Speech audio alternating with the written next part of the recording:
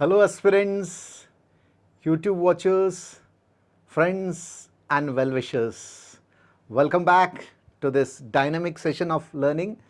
This is your mentor and coach Suparas Jain. Today, I am going to seriously contemplate on All India Live Mock Test 12. Well, you all know that this Thursday Thunder is executed on Thursday and the explanation is very much provided on Saturday or Sunday. I personally feel your marks are increasing gradually. So, first question of the day, select the most appropriate synonym of the given word. The word is fleece. Fleece, 4 options are given: swindle, collude, begrudge and collapse. Cracker of a question. అద్భుతమైన మాక్ exam, అద్భుతమైన what you called question. చాలా చక్కగా థరోగా ఆలోచించి brain storming session చేసి ఈ మంచి మంచి క్వశ్చన్స్ని పిక్ చేసేసి మీకు థర్స్డే థండర్ అనే ఎగ్జామ్ రూపంలో కండక్ట్ చేస్తున్నాం అన్నమాట. సో ఎవరైతే దీన్ని మెటికులస్గా ఎవ్రీ వీక్ పద్ధతిగా ఫాలో చేస్తున్నారో 100% వాళ్ళ మార్క్స్ అనేవి చాలా గట్టిగా ఇంప్రూవ్ అవుతాయి అన్నమాట. సో ఫస్ట్ క్వశ్చనే చాలా అద్భుతమైన question. Fleece, yeah he just fled away with my money and they just hatched an idea and they just wanted to fleece my property. What do you say? They want to fleece with your property. Yes, absolutely right. They want. So what do you mean by fleece? Fleece అనగానేమి? మోసం చేయడం. One who is dishonest. One who want to deceive. Deception. Fraud. You can even say betray. Infidelity also is correct to some extent. Infidelity also is correct. Cheat. Defraud.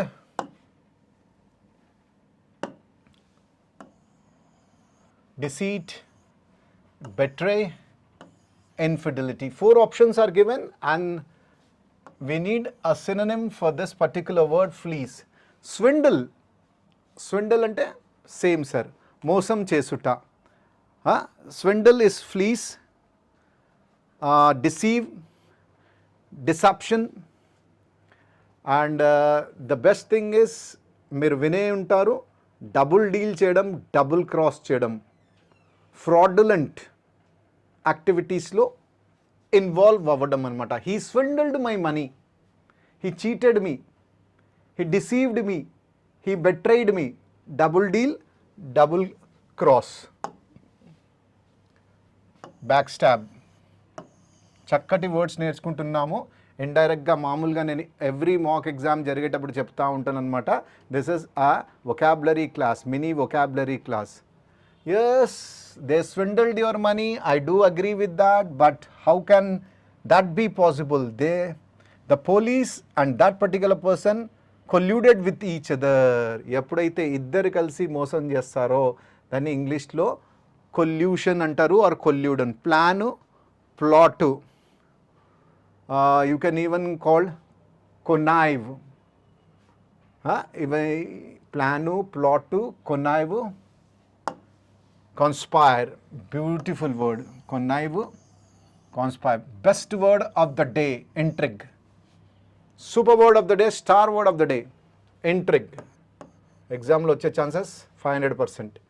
So colluded అంటే ఇద్దరు కలిసి plan చేయడం, conspire చేయడం, కొనైవ్ చేయడం అనమాట. సరే, ఏదైనా illegal activities చేస్తున్నప్పుడు ఇద్దరు కలిసిమెలిసి ఒక ప్లాను, ఒక ప్లాట్, ఒక స్కీమ్ చేస్తారు కదా, దాన్నే కొల్యూడ్ అంటారు అనమాట. Begrudge. Yes, begrudge is nothing but something which is called jealous. Grudge విన్నాము, చాలాసార్లు విన్నాము. He is begrudging towards me. అతనికి నా పైన జెలసీ ఉందన్నమాట. He is very covetous. Is very envious. Covetous and envious. Begrudging is covetous, envious, jealous, envy, regret. Yeah. Collapse ante kinda padipovam annamata. Fall down, become unconscious.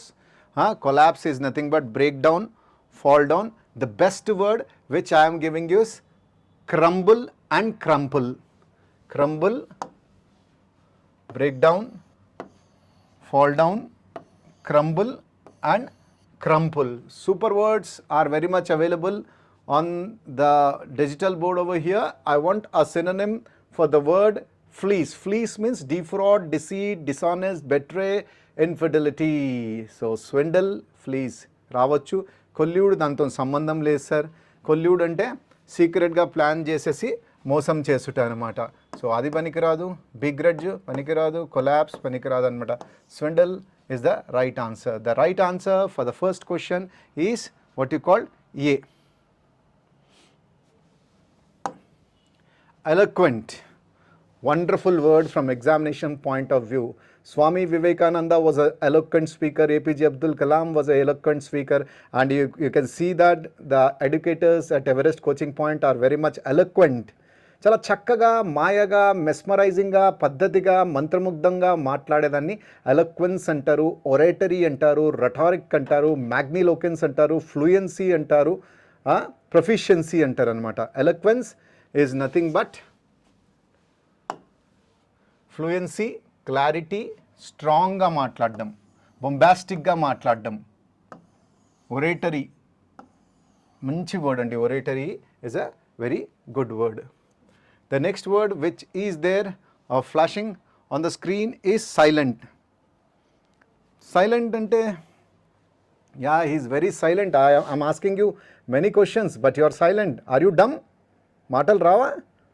And place gurinchi matladam ante noiseless, peaceful, still, serene, tranquil. వ్యక్తిత్వం గురించి మాట్లాడితే sang Freud, phlegmatic, cool as cucumber. Well, silent is noiseless, soundless, dumb and tranquil. Beautiful words. Shy. What do you mean by shy? Shy ante enti? చాలామంది చాలా రిజర్వ్డ్గా ఉంటారు. Introvert, reserve, shy, reticent, టాసిటర్న్, అన్సోషబుల్గా ఉంటారనమాట. వాళ్ళని shy అంటారనమాట. మీకు, కాయ్, lovely words. అన్ని words చెప్పున్నాను. ఎవరైతే పద్ధతిగా వొకాబులరీ ఎన్రిచ్మెంట్ క్లాస్ విన్నారో, ఎవరైతే డైలీ వొకాబులరీ డోస్ ఏవైతే 75 వీడియోస్ నావి యూట్యూబ్ పైన ఉన్నారో వాళ్ళకు మాత్రం చక్కగా తెలుసు. రెడ్డి సార్ క్లాసెస్ విన్న వాళ్ళకు కూడా చాలా చక్కగా తెలుసు అంట. ఎవరైతే చాలా ఎక్కువగా మాట్లాడారో, షైగా ఉంటారో, ఇంట్రోవర్ట్, బ్యాష్ఫుల్, రెటిసెంట్, టిమ్మిడ్, షీపెస్ట్, స్టార్ వర్డ్ అండి. షీపెస్ట్ is a star word. Reticent, bashful, meeku, coy, down to earth, sincere is called shy. Okay, fluent anna, rhetoric anna, oratory anna, same sir. Smooth tongued, silver tongued, smooth tongued, silver tongued, very vocal, dynamic, expressive. అతని యొక్క ఫీలింగ్స్ని చక్కగా express చేస్తారనమాట. వినేటోడు మంత్రముగ్ధమైపోయి. He is very vocal in his way, he is very expressive in his language. Oh my God, he is such a great orator, he is such a great eloquent speaker. Fluent is clarity, silver tongue, smooth tongue. 2 కొత్త words నేర్పిస్తున్నా so that ఎగ్జామ్లో వచ్చినప్పుడు దీన్ని చక్కగా మీరు రాసుకోవచ్చు. Vocal, expressive. Star word is outspoken person. Yes, గట్టిగా మాట్లాడేవాడు, క్లారిటీతో మాట్లాడేవాడు. తిత్తరబిత్తరంగా ఉండేదాన్ని స్కాటర్డ్ అంటారు. అదే స్కాటర్డ్ని మనం ఇంగ్లీష్లో డిస్పర్స్డ్ అంటాం అనమాట. This is wide spread. Disseminate, ఏదైతే సెపరేట్గా ఉంటుందో, దూరంగా ఉంటుందో, scattered, disseminate, diffuse, detached, dispersed, separate, disseminate, diffuse. Beautiful అండి. మళ్ళీ కావాల్సిందేంటి, చక్కగా చెప్తున్నాను సినోనిమ్స్. ఎలోక్వెంట్ అంటే చక్కగా వైభవంగా మంత్రముగ్ధంగా మాట్లాడేవాడు అనమాట. దానికి సైలెంట్ రాదు, ఆపోజిట్ అయిపోతుంది. షై రాదు. Absolutely fluent is the right answer sir. The answer is fluent. Question number 63, antonym, right? Barbarous. We'll see the word called barbarous. Let's see the word barbarous. So antonym of the word barbarous, 4 options are given: civilized, cruel, savage and brutal. Well, that was an act of barbarity. That was very barbarous.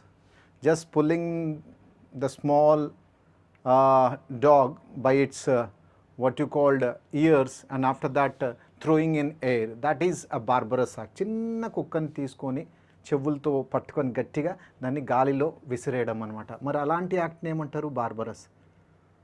So ఎవరైనా నిర్దాక్షిణంగా ఎవరినైనా కొట్టడం కానీ, చంపేయడం కానీ, వాళ్ళ దగ్గర నుంచి వాళ్ళ ఫోన్లు లాక్కోవడం కానీ, లాక్కొని దాని తర్వాత కొట్టడం కానీ, ఇవన్నీ cruel, savage, barbarous, barbaric, బ్రూటల్లు,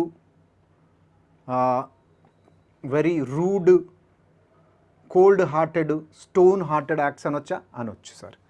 so barbarous is nothing but savage, cruel, cold hearted, stone hearted, blood thirsty. Super అండి, super words.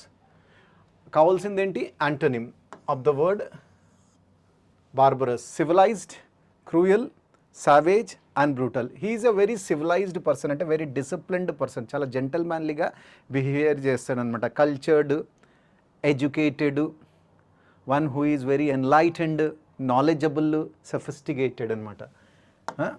Cultured, educated, enlightened, soft and sophisticated అనమాట. ఇంకోటి civilised is one who is soft spoken అనమాట. Polite, soft spoken, humane, courteous. Same thing sir. ఇప్పుడు barbarous అన్న, cruel అన్న same thing. Very wonderful word cruel అన్న. He is behaving very cruelly అనమాట. Wicked, in a very impolite, uncivilized, stone hearted, cold hearted, best way examination point of view, in a very dastardly manner, in a very sanguine manner. Dastardly, sanguine, star word of the day is egregious. Harsh, wicked, egregious. Super word, star word of the day. Point out cheskondi. Sanguinary, inko star word, dastardly. Super words. This is going to be a wonderful class which is going to increase your marks. Savage, almost అన్ని synonyms వస్తున్నాయి sir. Savage అంటే క్రూరంగా ప్రవర్తించడం అన్నమాట. Cruel. ఇక్కడ మంచి words తీసుకుందాం. Infernal, dastardly, fiendish, diabolical. Super words. Cruel, beastly, infernal, fiendish, diabolical, dastardly, ghastly. This is synonym, this is synonym, and this is also a synonym. A brutal murder antam kada. A brutal murder ante very heinous, nefarious, odious. బా, ఎన్ని words చెప్తున్నానండి. You should be very very happy and at the same time thankful.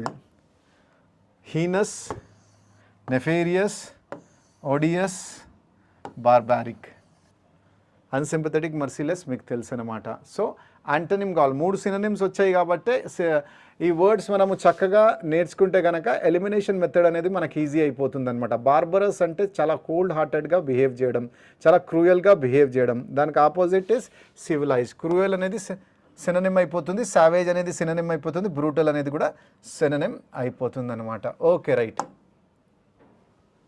Question number 64 ఆపోజిటే sir. Select the option that is opposite in meaning to the underlined word. She turned to remonstrate the idea put forward by her boss. Remonstrate అనే వర్డ్కి opposite కావాలా. రెమాన్స్ట్రేట్ అంటే ఆ boss ఏదైతే idea ఇచ్చాడో దానికి తిరగబడ్డదనమాట, protest చేస్తుందనమాట, నెగేట్ చేస్తుందనమాట. She is not obeying, she is totally protesting అనమాట. డిసప్రూవ్ చేస్తుంది. బాస్ యొక్క ఐడియాని డిసప్రూవ్ చేస్తుంది, ప్రొటెస్ట్ చేస్తుంది.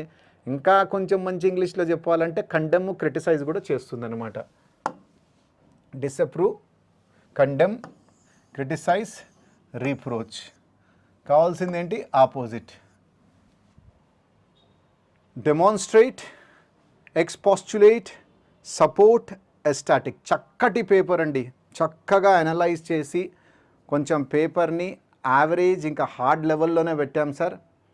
సారీ మీడియం నుంచి హార్డ్ లెవెల్లోనే పెట్టామన్నమాట. సో దట్ అడిక్విటీ ఏదైనా ఎక్స్పెరిమెంట్ చేసినా మీరు ఎక్కడ ఇబ్బంది పడొద్దు, మీరు ఎక్కడ ప్యానిక్ అవ్వద్దు, చక్కగా రాసే మూడ్లో ఉండాలన్నమాట. డెమాన్స్ట్రేట్, ఒక డెమాన్స్ట్రేట్ అయితే డిస్ప్లే చేయడము, షో చేయడం అనమాట. ఇంకో demonstrate is verify, confirm, prove, substantiate, certify. Yeah, he has demonstrated everything and we are quite happy with his demonstration. Present or display. Things అనేవి డెమాన్స్ట్రేట్ చేసేసారు. ఆ వాటర్ ప్యూరిఫై ఎలా వర్క్ చేస్తారో, ఎలా దాని యొక్క ఫంక్షనింగ్ ఉందో దాని గురించి డెమాన్స్ట్రేట్ చేశారు, డిస్ప్లే చేశారు, ప్రజెంట్ చేశారు. ఒక డెమాన్స్ట్రేట్ అంటే వెరిఫై చేయడం అనమాట. రైట్, మంచి వర్డ్ అండి. Expostulate. What do you mean by expostulate? Expostulate is disagree, disagree అవ్వడం అనమాట. So one who is protesting, disagree, argue. మంచి వర్డ్ ఈస్ డెమాన్స్ట్రేట్ వచ్చేసింది, కానీ అడుగుతుంది opposite sir. Well, if at all, if you write all these words and if you learn vocabulary for 1.5 hour or 2 hours daily, definitely everybody is going to support you. I am going to support you 200%. I am going to help you, aid you, support you, sponsor you, and going to really put you bail out. So support is nothing but approve చేయడం, help చేయడం, support చేయడం, finance చేయడం, praise చేయడం, endorse చేయడం. Ecstatic.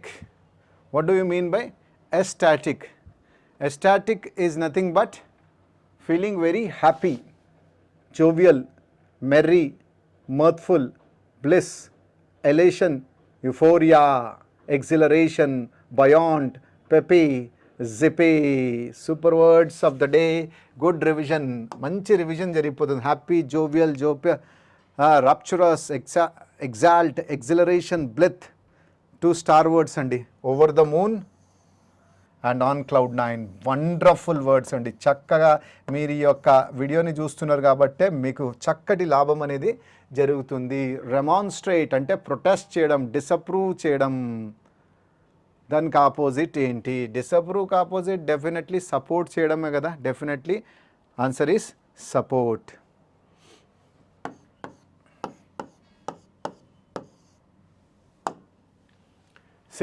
Question number 65. What satisfies a teacher the most is the excitement of students when they learned something new. What satisfies a teacher the most is the excitement of students when they learn something new. ఎప్పుడైతే ఒక కొత్తతనాన్ని, ఒక కొత్త థింగ్ని students నేర్చుకుంటే అది టీచర్కి అద్భుతమైన satisfaction ఇస్తుందన్నమాట. అంటే teacher ఏం చెప్తుంది ఇక్కడ? సాటిస్ఫై అనేది యూజ్ చేశారు. వాట్ సాటిస్ఫైస్ ఎ టీచర్ అంటే V1 జనరల్ స్టేట్మెంట్ అనమాట. జనరల్గా మాట్లాడుతున్నాం. జనరల్ స్టేట్మెంట్ ఎప్పుడైనా వాట్ యు కాల్డ్ V1లోనే ఉంటుంది. Simple present. Simple present is nothing but V1. What satisfies a teacher the most is the excitement of students when they learn something new. Learned కాదు sir, we are talking about V1. When they learnt something, ikkada when they learn, ఇది V1 sir, right? So mistake అనేది D ఆప్షన్లో ఉందండి, అంతే కదా. Parallelism, ఇక్కడ V1 ఉంటే ఇక్కడ కూడా V1 ఉండాలా. అండ్ మామూలుగా ఒక ప్రత్యేకమైన టీచర్ గురించి ఏం చెప్పట్లేదు. ఒక టీచర్కి ఎప్పుడు ఎక్కువగా ఆనందం అనిపిస్తుంది ఎప్పుడైతే వాళ్ళ స్టూడెంట్స్ ఏదైనా కొత్త థింగ్ని నేర్చుకుంటుంది, నేర్చుకున్న తర్వాత ఎక్సైట్మెంట్ ఎలా ఉంటుంది అనేసి. సో మామూలు ఇది ఒక జనరల్ వాట్ కాల్డ్ యాక్టివిటీ అనొచ్చు, ఒక జనరల్ అజంప్షన్ అనొచ్చు, ఒక జనరల్ టాక్ అనొచ్చు. సో అవన్నీ మనం సింపుల్ ప్రజెంట్లోనే చెప్తాం అనమాట. సో సింపుల్ ప్రజెంట్ అంటే V1. మరి ఇక్కడ V1 ఉన్నప్పుడు ఇక్కడ V2 ఉండలేం కదా. ఇట్ కెనాట్ బి V2 కదా. So definitely it should be in V1. That is what is called parallelism in English. Parallelism పర్ఫెక్ట్గా ఉండాలన్నమాట. Okay, right. So answer is D. Bacteria are single-celled organisms that can produce on its own. Yeah, bacteria single-celled organisms andi. అవి సొంతగానే reproduce చేసుకుంటాయి అన్నమాట. Bacteria are single celled organism that can produce on its own. చాలా చక్కగా ఆలోచించాలి sir. ఒక చిన్న question, మంచి question, simple question కానీ ట్రికీ క్వశ్చన్ సార్. బ్యాక్టీరియా అనేది plural sir. Bacteria is plural. Plural subject ఏం తీసుకుంటుంది? ప్లూరల్ వర్బుని తీసుకుంటుంది. Yeah, bacteria are single celled organism that can produce on its రాదు సార్. ఆన్ ఇట్స్ రాదనమాట, ఆన్ దేర్ ఓన్ రావాలా. Are single that can reproduce on their own. ఎందుకంటే plural కాబట్టే their అనేది యూజ్ చేయాలన్నమాట, ఇట్స్ అనేది యూజ్ చేయకూడదు. బ్యాక్టీరియా అనేది plural, plural subject plural verb తీసుకుంటుంది. పొజెసివ్ కేసులో కూడా ఇట్స్ అయితే రాదు, their is the right answer అనమాట. So on B is the right answer. Rohit and Mohit saw dash in the mirror. Rohit, Mohit వాళ్ళ యొక్క ఫేసుల్ని అద్దంలో చూసుకున్నారు. ఇక్కడ మనకు కావాల్సింది ఏంటి? రోహిత్ ఒక సబ్జెక్టు, మోహిత్ ఒక సబ్జెక్టు, దాని మధ్యలో కంజంక్షన్ వచ్చింది కాబట్టి Rohit and Mohit saw them రాదు, సా వన్ అనదర్, వాళ్ళిద్దరిని చూసుకురావాలి అట్లేం చెప్పలేదు, మిర్రర్లో చూసుకున్నారు. సా ఈచ్ అదర్ కాదు, ఇక్కడ మనకి రిఫ్లెక్సివ్ ప్రొనౌన్ రావాలి sir. Reflexive pronoun.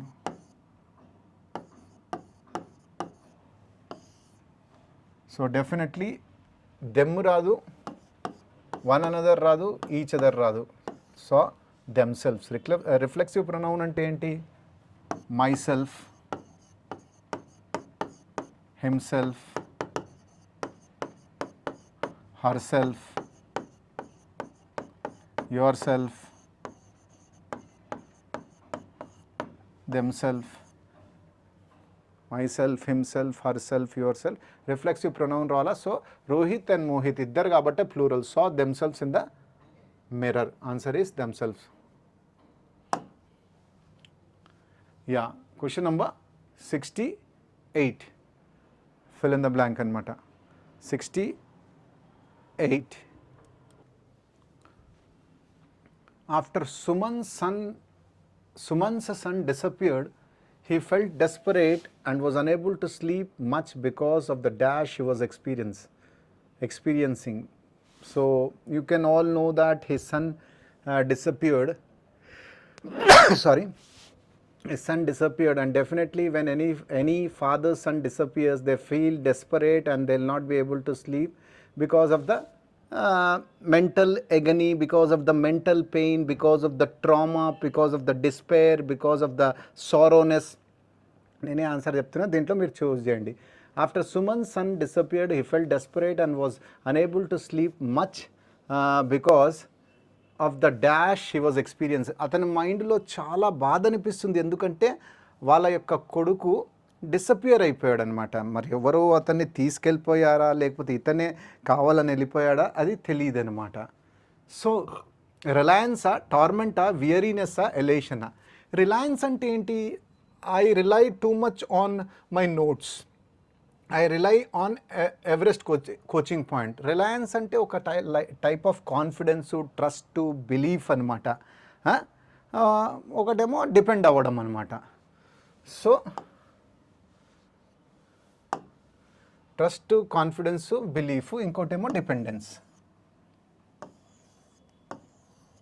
Torment, yes, the mental torture, the mental agony, despair, trauma, anguish, sadness, sorrow, agony, anguish, distress, misery, suffering, pain, trauma. Super words అండి, సూపర్ అంటే సూపర్ వర్డ్స్ అనమాట.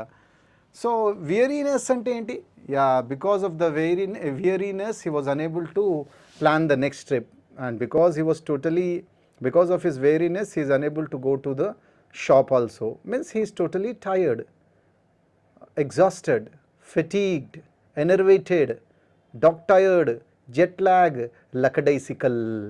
So one who is very sluggish. Weariness అంటే అలిచిపోవడం, enervated, sluggish, fatigue, languid, lackadaisical, dog tired, jet lag, ఇవన్నీ star words అండి. These are all star words. This you can't get. This requires thorough revision, and if at all if you are getting good marks, then definitely you are an elated person. Elated ante ippude cheppanda, happy, jovial, joyful, merryful, mirthful, elation, bliss, ecstasy, euphoria, exhilaration, buoyant, peppy, zippy, etc. So happy, euphoric, gleeful, jaunty oka manchi word, bouncing inko manchi word, peppy, right? So answer, what is the answer for this? Definitely the answer is nothing but torment. Mental agony antam kada, mental pain. బాబు తప్పిపోయాడు, బాబు రాలేదు, వదిలేసి వెళ్ళిపోయాడు. Gifting is generally taken to be the easiest act to dash, if only if you have the heart to part with something in your dash. Gifting అనేది is generally taken to the, gifting అనేది ఇవ్వడం చాలా easy, కానీ మన దగ్గర ఏదైతే belonging ఉందో, మన దగ్గర ఏదైతే అసెట్ ఉందో దాన్ని మనం వదులుకోవాలా. ఎప్పుడైతే మనం వదులుకోవడానికి సిద్ధంగా ఉంటామో, ఇవ్వడానికి సిద్ధంగా, గిఫ్టింగ్ అనేది ఒక మంచి ఈజీ యాక్ట్ అయిపోతుంది అనమాట. Gifting is generally taken to the easiest act to forsake, easy act to perform, forgive, observe. Definitely నాకు వచ్చింది మంచి ఇంగ్లీష్ అంటే పర్ఫామ్ అనమాట. ఫోర్సేక్ అంటే ఏంటండి? Abandon, desert, betray, leave, dump, అన్ని వర్డ్స్ నేర్పిస్తున్నా సార్, ఏ వర్డ్ వదలట్లేదు. Abandon, desert, yeah, don't forsake your parents after becoming income tax inspector or preventive officer or custom examiner. Capacity is nothing but capability, potential. Capacity is size, volume. Capacity, efficiency, productive. నీ capacity ఎంత? I can do 50 sums, I can learn 100 words. Yeah, perform అంటే ఏదైనా accomplish చేయడం, ఏదైనా attain చేయడం అనమాట. Perform is execute, carry out, accomplish. Possession అంటే belongings, property. Ownership, belongings, holding. Yeah, perform is execute, carry out, accomplish, attain. Forgive అంటే క్షమించడం. Forgive is pardon, forgive is excuse, forgive is absolve. మామూలుగా మంచి వర్డ్స్ నేర్చుకోవాలంటే absolve, exonerate, acquit, exculpate, vindicate. Discretionary power, it is your discretion. చాలా టాక్ట్ఫుల్గా నటించడం, చాలా టాక్ట్ఫుల్గా మాట్లాడడం, స్మార్ట్గా మాట్లాడడం, స్ట్రివ్డ్గా మాట్లాడడం. డిస్క్రిషన్ కూడా 2 మీనింగ్స్ ఉన్నాయన్నమాట. ఒకటేమో చాయిస్, ఆప్షను, ఒకటి ప్రూడెన్స్, టాక్ట్. ఫర్గివ్ రాలేదా? ఫర్గివ్ రాలేదండి. ఓకే, నో ప్రాబ్లం, నేను నోరుతో చెప్పేశాను. అబ్జర్వ్ అంటే సీ, నోటీసు, పర్సీవ్. కంట్రోల్ అంటే మేనేజ్, రెగ్యులేట్. యా, ఇప్పుడు చెప్పండి, what is the right answer? Gifting is generally taken to the easiest act to forsake. లేదండి, ఫోర్సేక్ అనే వర్డ్ రానప్పుడు కెపాసిటీని ఎందుకు ఇంకా డిస్కస్ చేసుకోవడం? Easiest act to perform, execute, carry out. Gifting అనేది ఈజీగా మనం ఇవ్వచ్చు. ఏదైతే బహుమూల్యమైన వస్తువు మన దగ్గర ఉందో అది మనతో దూరం చేయడానికి మన మనసు ఒప్పుకోవాలా. ఈజియెస్ట్ యాక్ట్ టు ఫర్గివ్ కూడా రాదు సార్, అబ్జర్వ్ కూడా కాదు. So answer is B is the right answer. చక్కగా చెప్తున్నాండి క్వశ్చన్స్, చక్కగా వినండి, రాసుకోండి సార్. మంచి మంచి క్లాస్ అండి. రివిజన్కి అయితే ఇది చాలా మంచి క్లాస్. అయితే రివిజన్ చేస్తున్నారు అంటే. Comprehension passage. Sachin Ramesh Tendulkar stands not merely as a cricketer India produced, but as a cultural phenomena who shaped India's sporting consciousness for more than 2 decades. His greatness cannot be measured only by runs, centuries, or the glittering trophy cabinet he earned. Rather, it is the collective sentiment of a billion people who paused their routine each time he took strike. When Tendulkar debuted in 1989, India was yet to develop a commanding cricketing identity. The team had skilled players, yet it lacked someone who could consistently carry expectations on the global stage. Sachin became the anchor, a young boy facing hostile fast bowlers without flinching, offering hope to a countries where cricket was one of the few sources of shared joy. Over time, Tendulkar's batting grew beyond technique. It became an art. The straight drive that seemed to glide effortlessly, the calm presence at the crease during collapsing innings, and the discipline he maintained despite fame separated him from his contemporaries. To many, Sachin was the face of Indian cricket before the sport transition to commercialization, aggressive formats and franchisee leagues. His career overlapped eras. He was relevant against Wasim and Wakar as much as against Anderson and Stein. Very few athletes across the world sustain excellence through such drastic evolutions in the game. More importantly, Tendulkar became a symbol of aspiration. Children in small towns held makeshift bats chanting his name not merely to imitate strokes but to imitate belief that a dream from a middle class household could reach the world stage. The 2011 World Cup title was celebrated not only because India won after 28 years, but because it felt like a collective gift to Sachin, who had carried the team through countless storms. His farewell speech in 2013 left stadiums silent and teary-eyed, not out of loss, but out of gratitude to someone who made winning feel possible in defeat. Tendulkar's greatness therefore lies not only in achievements but in the emotional investment he built with a nation hungry for heroes.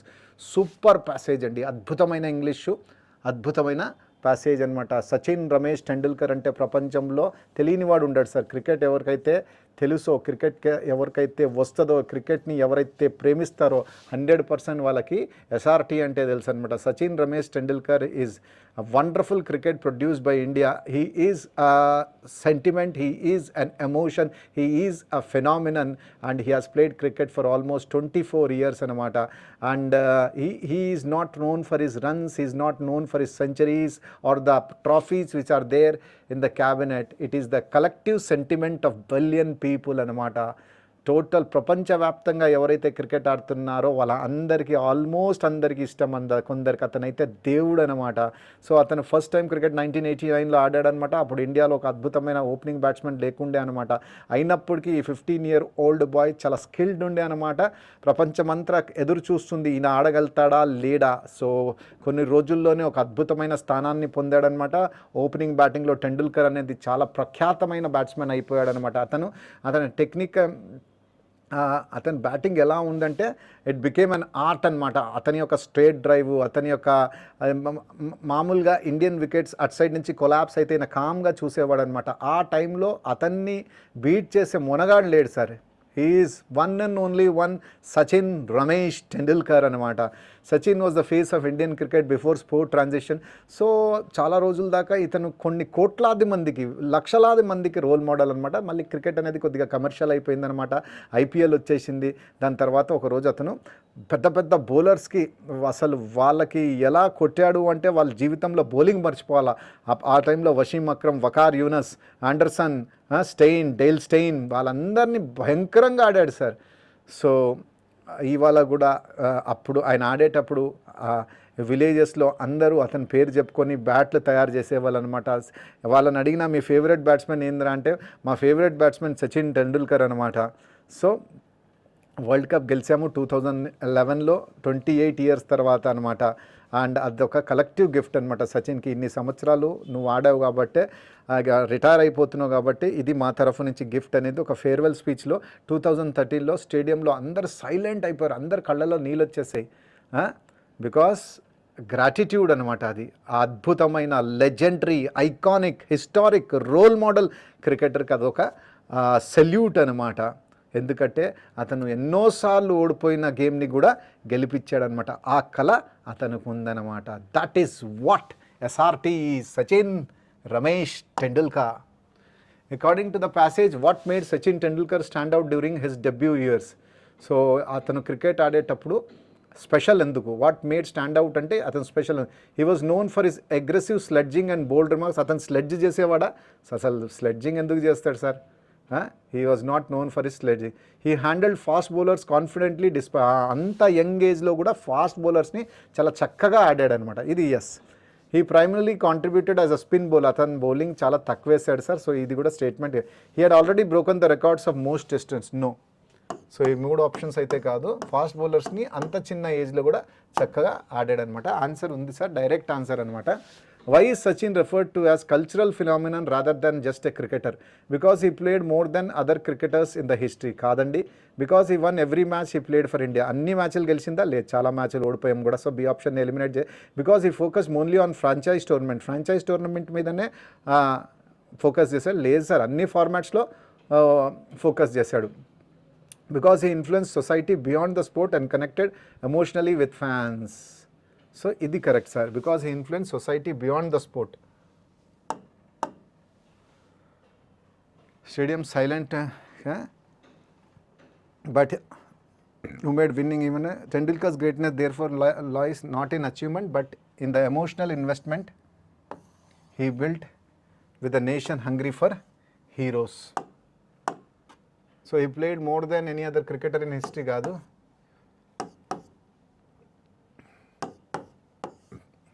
Because he influenced society beyond the sport and connected emotionally with fans. Which quality of Sachin is highlighted apart from technical batting skills?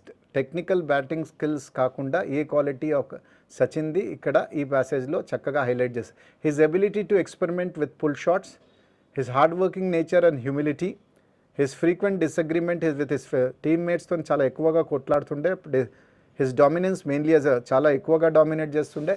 ఈ dominance అనే word ఎక్కడ మనకు తెలియదు, పారాలో తెలియదు, నిజంగా వినలేదు కూడా. ఎవరితోనే disagreement అయినా అవ్వకపోయినా చిన్న చిన్నవి అవుతూ ఉంటాయి, దాని గురించి his ability to experiment with pull షాట్ని ఎక్స్పెరిమెంట్ కాదు, his hard working nature and humility. అంత ఫేమస్ అయినప్పటికీ చాలా హంబుల్గా ఉండేవాడు అనమాట, చాలా హార్డ్గా ఉండేవాడు. ఇది జనరల్ క్వశ్చనే సార్, దీన్ని వెతుక్కునే అవసరం లేదు. The strategy, the discipline he maintained despite fame separated from his contemporaries. The tone of the passage towards Tendulkar is best described as tone ela undi, neutral and detached, critical yet respectful, admiring and reverential, skeptical and questioning. So ఇందులో సచిన్ని బాగా పొగుడుతున్నాడు sir.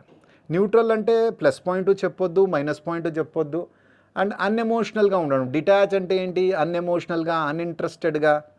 Detached అంటే ఏంటి? unemotional, but he is giving all the facts in a very fantastic way. Neutral అంటే without any pros and cons. So ఇదైతే tone కాదు. Critical అంటే criticise చేయడం. ఇక్కడ ఎవరిని క్రిటిసైజ్ చేయలేదు, సచిన్ని పొగడాడు సార్. ఎట్ రెస్పెక్ట్, క్రిటిసైజ్ చేస్తూ, వాళ్ళని నిందిస్తూ, వాళ్ళ మైనస్ పాయింట్లు తీస్తూ, దాని తర్వాత వాళ్ళని అడ్మైర్. అట్లాంటి టోన్ కూడా నాకు ఎక్కడ కనిపించలేదు సార్. అడ్మైరింగ్ అండ్ ఎస్, చాలా ప్లస్ పాయింట్స్ చెప్పాడనమాట. ఒక రోల్ మోడల్ ప్రపంచానికి. అంత చిన్న ఏజ్లో డెబ్యూ చేసేసి అన్ని రన్స్ కొట్టి, అన్ని సెంచరీస్ కొట్టి, ప్రపంచంలో అతన్ని బీట్ చేసే ఇంకో క్రికెటర్, ఇంకో మొనగాడ్ లేడంటూ చెప్తూ, అతన్ని డెమిగాడ్గా పెడుతూ, అతన్ని గాడ్గా పెడుతూ, హయ్యెస్ట్ ఆనర్ ఇస్తూ, హయ్యెస్ట్ రెస్పెక్ట్. రెవరెన్షియల్ అంటే హయ్యెస్ట్ ఆనర్ అండ్ రెస్పెక్ట్ అనమాట. స్కెప్టికల్ అంటే డౌట్ఫుల్ సార్. క్వశ్చన్ చేస్తున్నాడు, క్వశ్చన్ ఏం చెయ్యట్లేదు సార్. సో టోన్ అనేది ఇన్నిసార్లు ఇన్ని ప్యాసేజెస్లో మీకు మంచిగా ఎక్స్ప్లెయిన్ చేశాను సార్ టోన్. ఇప్పుడు టోన్తో గనక ఏదైనా క్వశ్చన్ వస్తే ఎలాంటి పరిస్థితుల్లో మీరు దాన్ని రాంగ్ చేయొద్దు సార్. 100% మీరు రైటే చేయాలా. యా, ఇప్పుడు మనము we will try to learn out certain idioms అనమాట. idioms are very very important. Fell out is the idiom. To quit an addictive habit abruptly and completely, talent for speaking, to have an argument or disagreement very neatly arranged. So it's a very average idiom sir, it's not very tough. Fell out is to quarrel, argue, or stop talking because of a misunderstanding. Well, I and my friend fell out because of a misunderstanding, but finally after a week everything was sorted out. There are many instances in our life when we fell out with our relatives, with our close friends, but when the misunderstandings get cleared, we become normal again. And those who are very sensible people, they get this rare opportunity of falling out with their closed ones or relatives. So fell out is nothing but to quarrel or stop being friends. To quarrel or stop being friends. You can see a boy and a small girl. For illustrative purpose I kept this. They quarreled between themselves, and because of that they are not talking. What was the reason for their quarreling? They fell out over a loan. Maybe they have given some money and now that the boy is not returning or the girl is not returning, but that is why they fell out. So, to quarrel, argue or stop being friendly because of a disagreement. Ram and Shyam fell out over a small misunderstanding but later resolved it. Beautiful example. So, to quit an addictive habit, no. Talent for speaking, no. To have an argument or disagreement, yes, absolutely right. C is the right answer. Next question. Sun dash, research the company before you apply for it. 4 idioms are given. Now I was supposed to give you only 1 idiom, but in this pattern also questions are cropping up in your examination, therefore you need to be ready with this pattern also. Sun dash, research the company before you apply for the job. Build castles in air, hit the ceiling, get off on the wrong foot, hold your horses. All the 4 idioms are average idioms. Build castles in air is nothing but something which is in a fantasy. To make unrealistic plans or to daydream or to fantasize without any basis. Don't build castles in air. First clear your prelims exams, then we'll think of becoming an income tax inspector. చాలామంది fantasise చేసేస్తారు, నేను ఇదైపోతా అదైపోతా, ఎలాంటి bases లేకుండా just ఒక కల్పన మాత్రమే అనమాట. ఆ కల్పన మాత్రాన్ని ఏమంటారు? To make unrealistic plans or daydream without practical basis. Example ఏమి ఇచ్చాను అంటే, don't build castles in air, first clear your exam. Beautiful అనమాట. సో మామూలుగా కష్టపడకుండానే ఫ్యాంటసీ డే డ్రీమ్ చేసేస్తూ ఉంటారు. నేను అదైపోతా, నేను ఇదైపోతా, నేను బిజినెస్ పెట్టేసుకుంటా, నేను పెళ్లి చేసేసుకుంటా అని. Hit the ceiling to get angry. When I saw that he broke my bike, I hit the ceiling. When the boss saw that mistake in the what you called balance sheet, he hit the ceiling. Means to get irritated, to get angry. Kopam radam anamata. To become extremely angry, the boss hit the ceiling when he saw the mistake. Get off on the wrong foot. Get off on the wrong foot ante oka bad start ni antaru anamata. To start something badly. To start something badly. Like for example, on the very first day of the office, he get off on the wrong foot with his manager. So first day office వచ్చినప్పుడు అంత బాగా ఉండాలా, సెన్సిబుల్గా హంబుల్గా behave చేయాలా, but he got on a wrong foot with his boss. అంటే ఒక bad start అయిందనమాట. మంచి స్టార్ట్ అవ్వాలా first day. To start something badly, he got off on the wrong foot with his new manager. Hold your horses అంటే wait, relax, don't do anything in haste. Hold your horses, I'm going to explain. Hold your horses, they are going to bring the food. Hold your horses, we are going by the next train. So hold your horses is slow, wait, not act in a hurry. Hold your horses, read the instructions before attempting the exam. Yes, తొందర పడకు, relax అవ్వు, first instructions చదువు, దాని తర్వాత exam రాయి. ఇప్పుడు ఈ 4 ఇడియమ్స్ని చక్కగా వాళ్ళ యొక్క మీనింగ్, వాళ్ళ యొక్క ఎగ్జాంపుల్తో మీకు ఇంత చక్కగా నేను ఎక్స్ప్లెయిన్ చేశాను. ఏది don't build castles in air వస్తుందా? The boss hit the ceiling, hit the ceiling వస్తుందా? కాదు. Get off the wrong foot వస్తుందా? కాదు. Hold your horses. Son, hold your horses. Research the company before you apply the horses. Relax అవ్వు, తొందరపడి decision తీసుకో. First ఏ కంపెనీలో అయితే join అవుతున్నో ఆ కంపెనీని గురించి వివరంగా తెలుసుకో. So answer is D. Neither fish nor fowl means unable to decide what is that. In a state of confusion, in a state of chaos. The picture was neither fish nor fowl. It was neither interesting, it was neither fascinating. So, I'm unable. The girl whom Raju wants to marry was neither a fish nor fowl. Neither she was gorgeous, nor she was highly educated. In state of confusion అనమాట. ఎప్పుడైతే మనము దాన్ని తెలుసుకోలేకపోతాం, దాన్ని decide చేయలేకపోతాం, అప్పుడు ఈ యొక్క fish, ఈ యొక్క ఇడియంని యూజ్ చేస్తాం. Neither fish nor fowl. Neither fish, fowl అంటే బర్డ్ అండి. ఫిష్ కాదు, బర్డ్ కాదు. మరి ఏంది అసలు అది? ఇక్కడ చూడండి, నైదర్ ఫిష్ నార్ ఫౌల్. ఇది ఫిష్ కాదు, బర్డ్ కాదు. మధ్యలో ఉందన్నమాట. అంటే difficult to describe or classify. Neither this or that రాదు. స్ట్రిక్ట్ రూల్స్ అండ్ రెగ్యులేషన్స్ కాదు. Feel awkward because of unfamiliarity. So confusing in nature, difficult to classify or describe.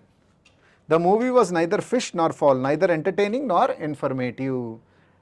Information లేదు, informative లేదు, entertaining కాదు, మరీ అంత చండాలం కాదు, మరీ అంత మంచిది కాదనమాట. అనేబుల్ టు డిస్క్రైబ్ అనమాట. మంచి ఇడియం సార్, మంచి టాప్ క్లాస్ ఇడియం అనమాట. To send back a criminal or an unwanted person to the country of his or her origin. Your options are exile, export, excavate, extradite. Exile అంటే వనవాసం సార్. Exile అంటే it is nothing but banish, ఎవరినైనా ban చేయడం, ఎవరినైనా deport చేయడం అనమాట. To keep a person away from their homeland for political reasons or to keep a person away from their homeland, especially for political reason. Main word is banish, ban, deport, expel. Beautiful word అనమాట. ఎవరినైనా దూరంగా ఉంచడం అనమాట because of political reason. వనవాసం అంటారు కదా, దాన్నే exhale అంటారు. Ban చేయడం, ఇంకా రావద్దు, ఈ కంట్రీకి రావద్దు, నువ్వు దూరంగా ఉండాలా, నేను బ్యాన్ చేసా, నేను డిపోర్ట్ చేసాం. ఎక్స్పోర్ట్ అంటే మీ అందరికీ తెలుసు sir, supply, trade, transport, dispatch. Excavate అంటే తవ్వడం సార్, డిగ్ చేయడం సార్. డిగ్, స్క్రేపు, షోవల్ అనే మంచి word. Dig, scrape, shovel, tunnel, bore, మంచి వర్డ్స్ నేర్చుకో. ఇది స్టార్ వర్డ్. అంటే ఎక్స్ట్రాడైట్ అంటే ఏంటి? Extradition. Beautiful word. Extradition, repatriate, bring back, hand over. Extradition, repatriate, hand over, bring back. So to send back a criminal or an unwanted person to the country of his. ఎవరైతే foreign కంట్రీలో దొంగతనాలు చేస్తారో, ఎవరైతే foreign కంట్రీలో వాళ్ళ యొక్క మిస్కండక్ట్ని display చేస్తారో, ఏదైనా ఇల్లీగల్ యాక్టివిటీస్ చేస్తారో, అప్పుడు అతన్ని డిపోర్ట్ చేసేస్తారు, ఎక్స్ట్రాడైట్ చేసేస్తారు, సెండ్ బ్యాక్ చేసేస్తారు అనమాట. ఆ కంట్రీ అతన్ని ఉంచుకోదనమాట. ఆ ప్రక్రియనే ఇంగ్లీష్లో ఎక్స్ట్రాడైట్ అంటారు. ఎక్సైల్ అంటే వనవాసం, ఎక్స్పోర్ట్ అంటే ఇక్కడి నుంచి ఆబ్జెక్ట్స్ పంపించడం, ఎక్స్కవేట్ అంటే తవ్వడం, extradite. Absolutely fantastic question from examination point of view. To teach a person or a group to accept a set of beliefs uncritically, right? Options are inculcate, obliterate, indoctrinate, instigate. So what should be the answer for this? To teach a person or group to accept a set of beliefs uncritically. ఒక set of బిలీఫ్స్ని ఒక person కానీ ఒక group కానీ ఎప్పుడైతే accept చేస్తుందో uncritically, దాన్ని inculcate, obliterate, indoctrinate, instigate. Yes, I want to inculcate a very good habit in you. I want you to learn vocabulary for at least 1.5 hours daily or 2 hours daily. Imbue, ingrain, inculcate, implant. Suffuse, imbue, ingrain, invest. Beautiful 4 words. Obliterate, something that is destroyed completely. Obliterate, extirpate, exterminate, annihilate, annihilate, massacre, slaughter, butcher, ethnic cleansing. Obliterate అంటే సర్వనాశనం చేయడం అనమాట. annihilate, obliterate, extirpate, exterminate, destroy, eradicate, wipe out. మంచి words అండి. Examination point of view 100% వస్తుంది అనమాట. Indoctrinate అంటే ఒక ప్రాపగండా, ఒక బ్రెయిన్ వాష్ చేయడం అనమాట. ఇట్ ఈస్ నథింగ్ బట్ ఎవరినైనా ఒకటి నేర్చుకో, ఇది మామూలుగా బ్రెయిన్ వాషింగ్ చేస్తూ ఉంటారు కదా, ఇలా అది మంచిది కాదు, ఇది మంచిది, ఇలాంటి వాళ్ళతో ఫ్రెండ్షిప్ చేసుకో, అలాంటితో ఫ్రెండ్షిప్ చేసుకోవద్దని, దాన్ని propaganda, brainwash, instruct, teach అంటారు.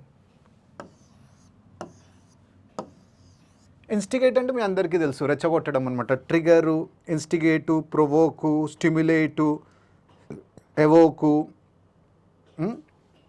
Anger, vex, pique, exasperate, enrage, vex, evoke. To teach a person or a group to accept a set of beliefs uncritically, what should be the answer? So definitely inculcate అయితే కాదు అనుకుంటారు మీరు, obliterate కాదు, indoctrinate is absolutely cracker of a question sir, absolutely cracker of a question.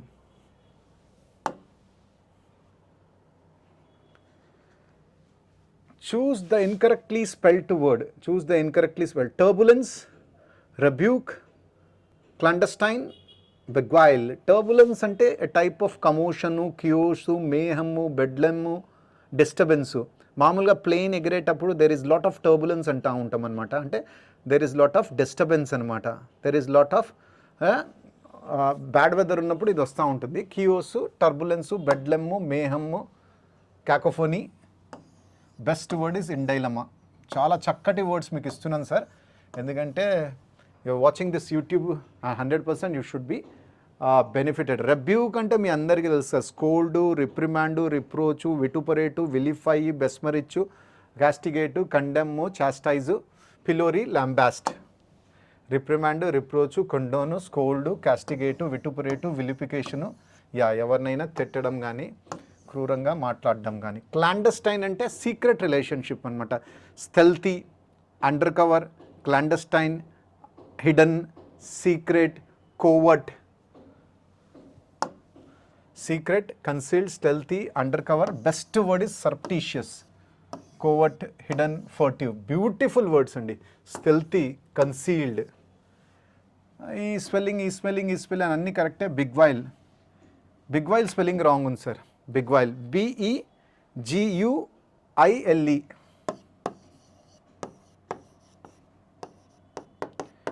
What a beguiling beauty అంటాం కదా.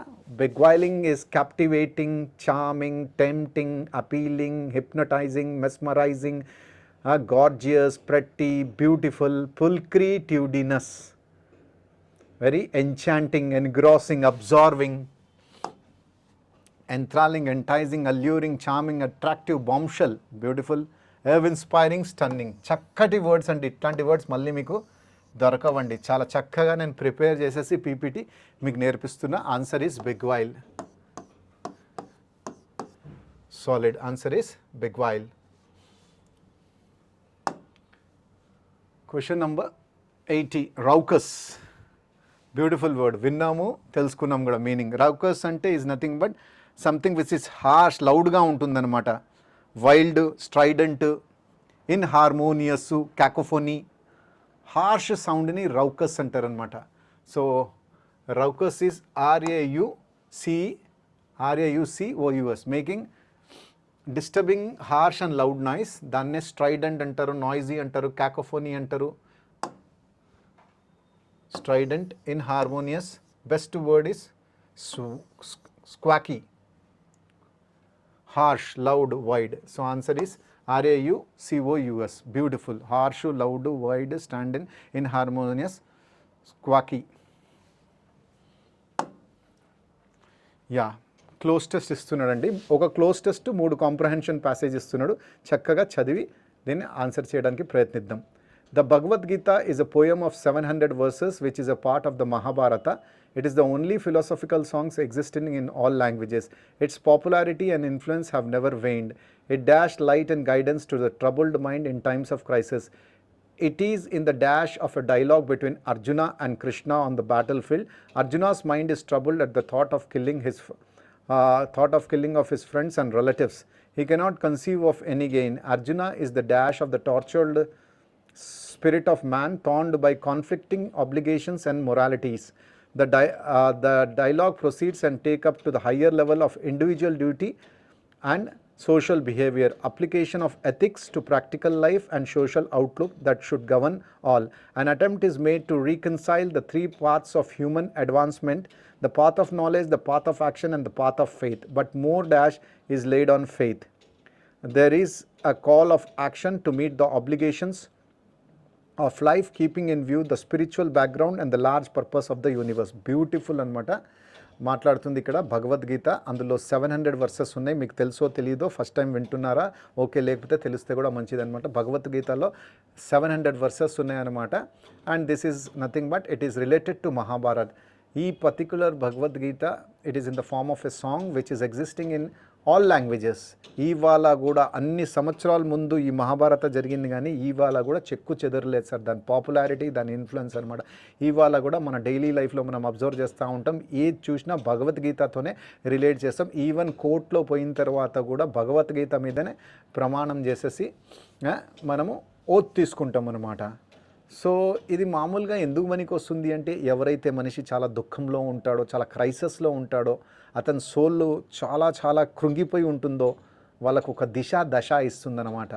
So ఈ particular thing అనేది ఒక డైలాగ్, ఈ భగవద్గీత అనేది ఒక డైలాగ్ రూపంలో ఉందన్నమాట. అర్జునకి లార్డ్ కృష్ణకి మధ్యలో జరిగిన ఒక సంభాషణ ఏదైతే బ్యాటిల్ ఫీల్డ్లో నడుస్తుందో, అర్జున్ చెప్తా ఉంటాడు, ఓ కృష్ణ, ఈ బ్యాటిల్ ఫీల్డ్లో నేను నుంచున్నాను, ఎక్కడ చూసినా నా మిత్రులే ఉన్నారు, ఎక్కడ చూసినా నా యొక్క రిలేటివ్సే ఉన్నాయన్నమాట, తో సంబంధించిన వాళ్ళే ఉన్నారు, వాళ్ళని చంపడం నాకు ఇష్టం లేదు, వాళ్ళని చంపినా నాకు వచ్చేదేముంది, నాకు ఎలాంటి గెయిన్ అయితే రాదు.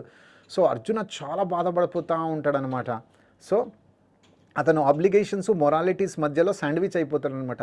ఆబ్లిగేషన్ ఏంటంటే అతను యుద్ధం చేయాల్సింది, మొరాలిటీ ఏం చెప్తుంది అంటే సొంత వాళ్ళని ఎలా చంపుతాము. ఆ డైలాగ్ అనేది ఒక నెక్స్ట్ లెవెల్కి వెళ్ళిపోతుందన్నమాట. అసలు ఎథిక్స్ ఏంటి, ప్రాక్టికల్ లైఫ్ ఏంటి, సోషల్ అవుట్లుక్ ఏంటి, అలా భయంకరమైన ఒక డైలాగ్ రూపంలో అది అర్జునకి కృష్ణకి మధ్యలో జరుగుతుందన్నమాట. అక్కడ they attempt is made to reconcile. 3 paths ఉంటాయి అనమాట. That is path of human advancement, path of knowledge and path of action and 3 పాత్రలు, path of knowledge, path of action and path of faith అనమాట. But more focus is given to faith అనమాట. ఫెయిత్కి ఎక్కువ ఇచ్చారనమాట. There is a call of action to meet. రే బాబు, ఇది నీ ఆబ్లిగేషన్ ఆఫ్ లైఫ్ అనమాట. ఎక్కువ ఆలోచిస్తే నువ్వు కొట్లాడుకోలేవు, ధర్మం కోసం కొట్లాడుతున్నావు. ధర్మం కోసం కొట్లాడినప్పుడు డెఫినెట్లీ ఎదతోడు ఎవరున్నా మనకు సంబంధం లేదనమాట. సో దాని గురించి చక్కగా చెప్పాడనమాట. ఇక మనం చూద్దాం.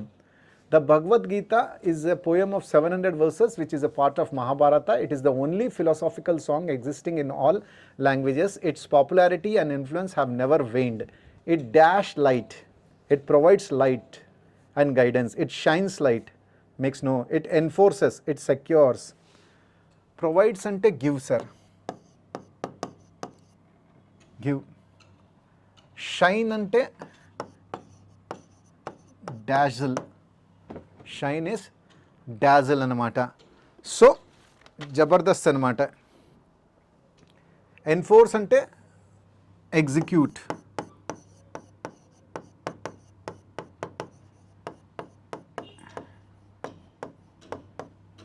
Secure is fixed. 4కి మీనింగ్స్ నేను చెప్పాను అనమాట చక్కగా. సెక్యూర్ అంటే ఇట్ ఈస్, ఇంకో సెక్యూర్ అంటే ప్రొటెక్ట్, సేఫ్ గార్డ్ కూడా అనొచ్చు. ద బోట్ ఈస్ సెక్యూర్డ్ అంటే ఫిక్స్, ఇంకోటి సెక్యూర్ ప్రొటెక్ట్. యువర్ సెక్యూర్డ్ అంటే you are protected by life insurance. Bhagavad Gita is a poem of 700 verses which is a part of Mahabharata. It is the only philosophical song existing in all languages. Its popularity and influence have never waned. It provides light and guidance, yes. It shines radu, it enforces radu, it secures radu. So answer is it provides, right. Next, in times of crisis, it is in the dash of a dialogue, it is in the program of a dialogue, constitution of a dialogue, part, it is in the form of a dialogue. Form is nothing but shape. Part ante segment, component. Constitution, you all know that it is made up of. Program kuda meeku telusu. Program, constitution. Constitution and program. Program is schedule, constitution is structure.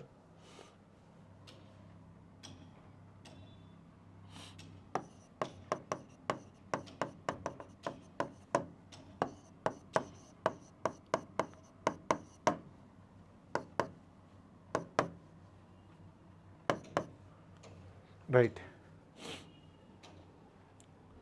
He cannot conceive any gain. ఎవరితో కొట్లాడినా నాకు gain అయితే ఏం రాదు, అంతా నష్టమే.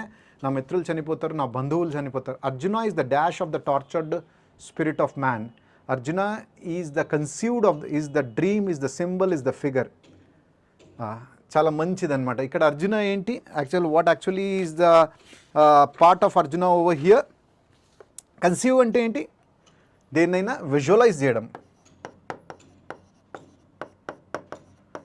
Visualise something which you are going to visualise. Dream అంటే ఏంటి, vision, మీ విజన్ ఏంటి, మీ డ్రీమ్ ఏంటి, మీ ఆస్పిరేషన్ ఏంటి. Symbol is sign, figure is personality అనొచ్చు లేకపోతే నంబర్స్ అనొచ్చు. సో ఫిగర్స్కి ఏం సంబంధం లేదు sir. Arjuna is a symbol of, sign of అనొచ్చు, డ్రీమ్ ఆఫ్ అనలేము, కన్సీవ్డ్ అనలేము sir. So answer is Arjuna is a symbol of the tortured spirit of man.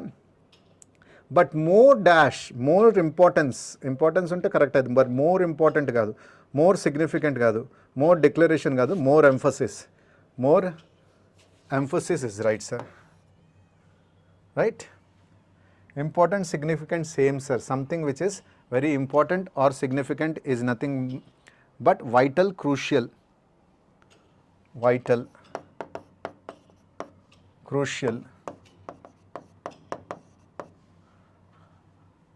to pronounce, declare, to assert, to proclaim, to pronounce. More stress. So answer is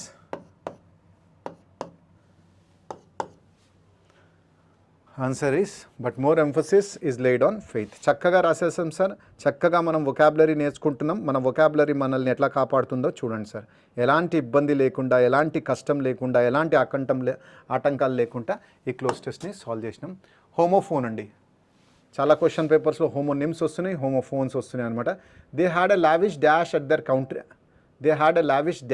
there country house. Feet అంటే పాదాలు, feet అంటే celebration, feet అంటే ఏదైనా పొందడం అనమాట. Achieving income tax inspectors job is a great feet అంటాం. Feet is nothing but పాదాలు, base,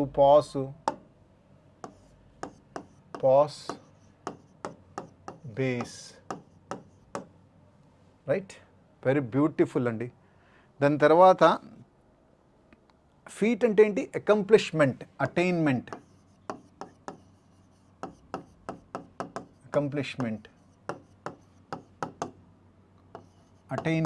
ఏదైనా సాధించడం.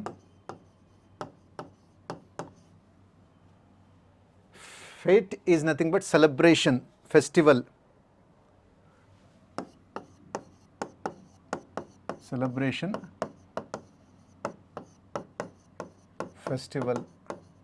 gala. Fate is destiny, fortune. He had a lavish dash at their country house. అతను ఒక lavish dash at his country house. ఆ country హౌస్లో dash చేశాడు అంటే ఫీట్ పాస్తో ఏం సంబంధం లేదు సార్, పాదాలతో సంబంధం లేదు. ఏదో అటైన్ చేశారు అది కూడా కాదు, ఒక మంచి సెలబ్రేషన్ సార్. ఎక్కడ జరిగింది, అలా కంట్రీ హౌస్లో జరిగిందనమాట. ఫేట్ అంటే destiny. So this is also wrong sir. Yeah, para-jumbles are very important from examination point of view. You have to focus more attention on para-jumbles. Okay. I have seen a great many houses in my time, little and big, new and old, built of stone and wood.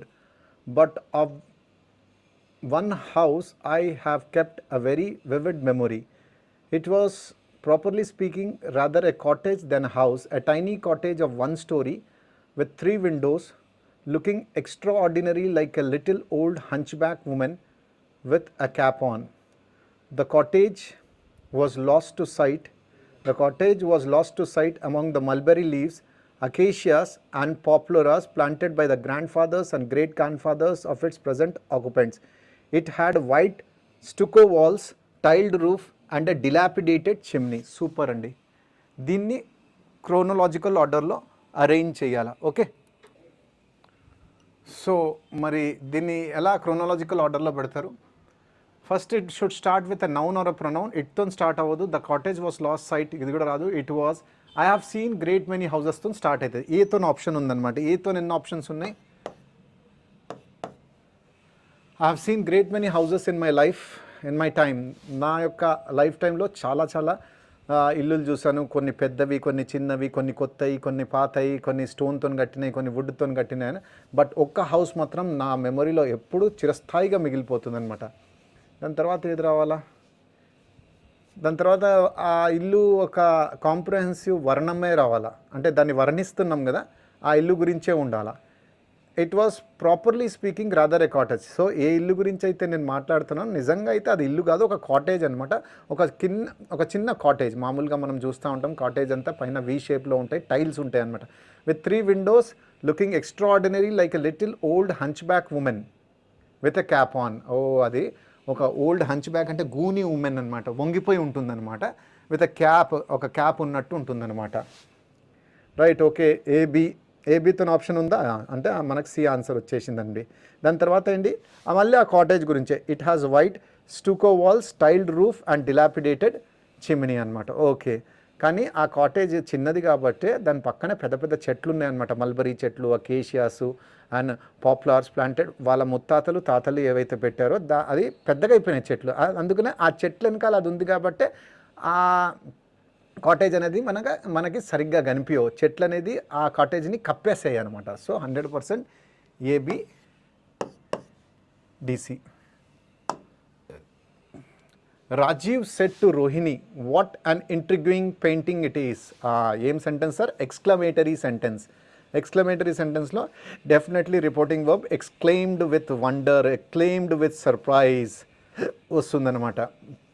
Rajiv said to Rohini, what an intriguing అంటే what an alluring, enticing, tempting, enchanting painting. Painting మాత్రం చాలా అద్భుతంగా ఉందన్నమాట. Simple ప్రజెంట్లో ఉందన్నమాట. V1లో ఉంది.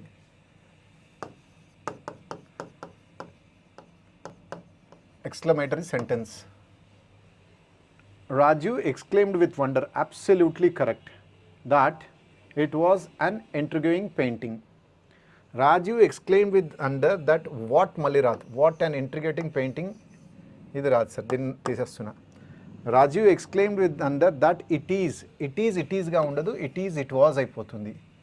Is was అయిపోతుంది. Raju exclaimed with wonder that what an intrigue. So, ఇది కూడా what మళ్ళీ రాదు sir. So, Raju exclaimed with wonder that it was an intriguing painting. Absolutely right, sir. A is the right answer. Is was అయింది కదా. Right. He said to me, have you finished your work? He said to me, has you finished? He said to me, have you finished your work? Have finished అంటే ఏంటి? Present perfect అన్నమాట. Present perfect. Right, sir? అయితే దానికి answer ఏమొస్తుంది? What is the right answer? So, said to ఏమైపోతుంది? Asked. He asked me. Interrogative sentence sir. Question mark ఉంది కాబట్టి interrogative sentence. Assertive question అయిపోతుంది, అసర్టివ్ అయిపోతుంది అంటే ఫుల్ స్టాప్ వచ్చింది. ఆ 4 సెంటెన్సెస్కి లాస్ట్లో ఫుల్ స్టాప్ ఉంది. He asked me if I have finished. Have finished present perfect, have finished present perfect. Tense ఎక్కడ చేంజ్ అవ్వలేదు కాబట్టి తీసేస్తున్నా. He told me, said to told అనేది మారదు సార్. దట్ ఇంట్రాగేటివ్ సెంటెన్స్ కాబట్టి ఇఫ్ వెదర్ పక్కా రావాల్సిందే. ఇఫ్ వెదర్ పక్క రావాల్సిందే. Okay,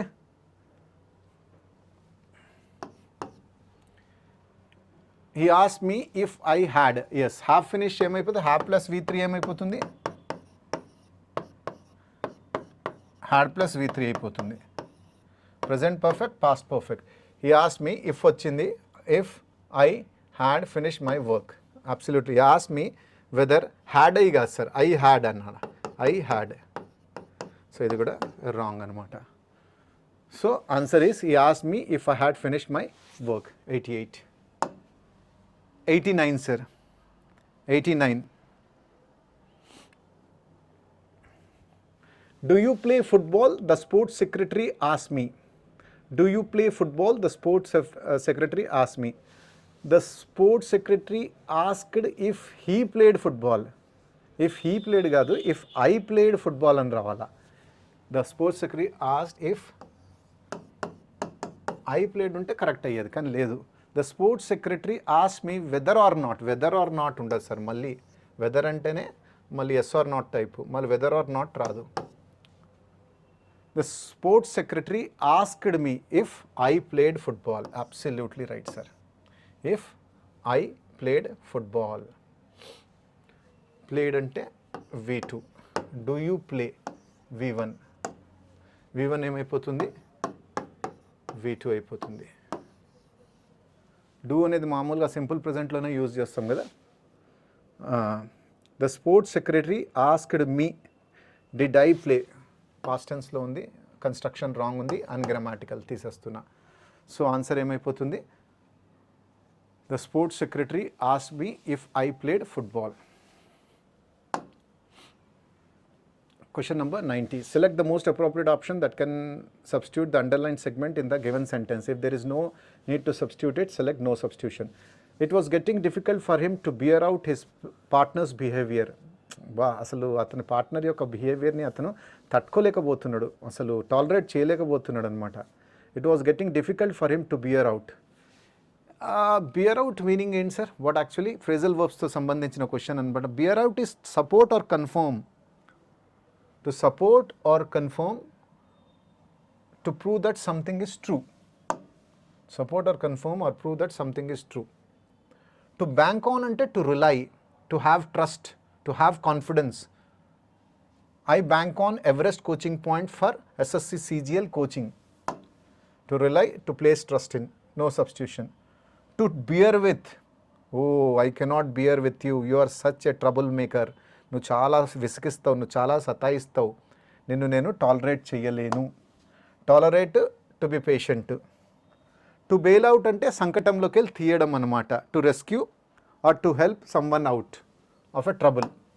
to rescue someone out of a trouble. So 100% చక్కగా ఆన్సర్ వచ్చేసింది అనమాట.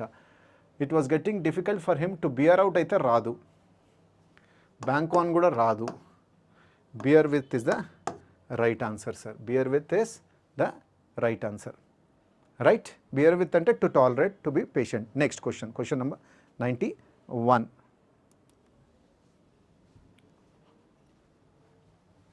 So 91. Select the most appropriate options to substitute the underlined segment in the given sentence. He asked me if I have anything to say. He asked me if I have anything to say. Direct indirect స్పీచ్లో ఉంది. ఇప్పుడు చూడండి, ఇక్కడ మీరు observe చేయండి. If I want anything to, if I'm having anything, if I has anything, if I had anything. Asked అనేది past టెన్స్లో ఉండండి, పాస్ట్ టెన్స్లో ఉంది. సో డెఫినెట్లీ ఇక్కడ కూడా పాస్ట్ టెన్స్లోనే ఉండాలా. ఈ ask me if I want అవసరం లేదండి, ప్రజెంట్ కంటిన్యూస్ అవసరం లేదు. హ్యాజ్ మళ్ళీ ప్రజెంట్తో సంబంధించిందే. Yes, if I had anything, have ఏమైపోతుంది? హ్యాడ్ అయిపోతుంది. Have will become had. Right. So answer is he asked me if I have anything to say is wrong sir. He asked me if I had anything to say. Answer is D.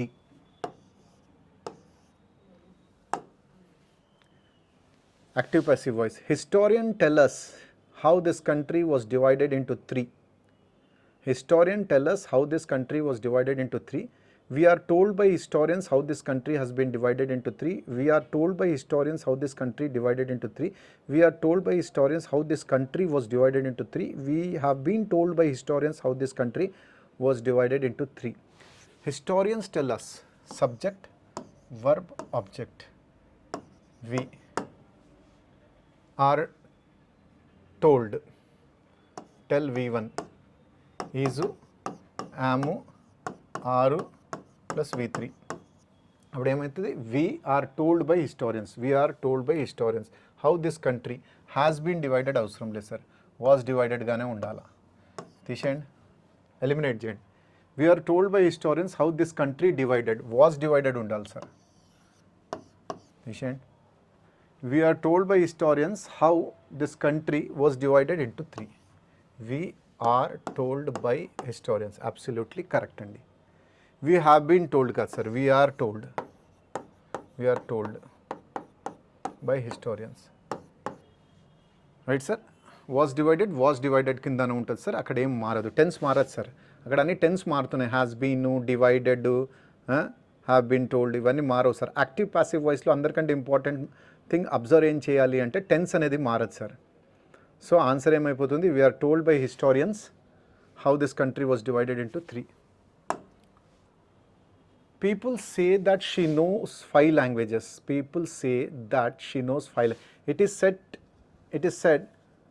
she is said to know 5 languages. 5 languages are said to be known by her. It is said that she was knew 5 languages. She was said to know 5 languages. మంచి question sir. ఎప్పుడైనా reporting verb V1లో ఉంటే గనక, suppose say ఉందనుకోండి, say, think, believe, say, think, believe, say కానీ, think కానీ, believe V1లో ఉంటే గనక ప్యాసివ్ వాయిస్ ఏమైపోతుందంటే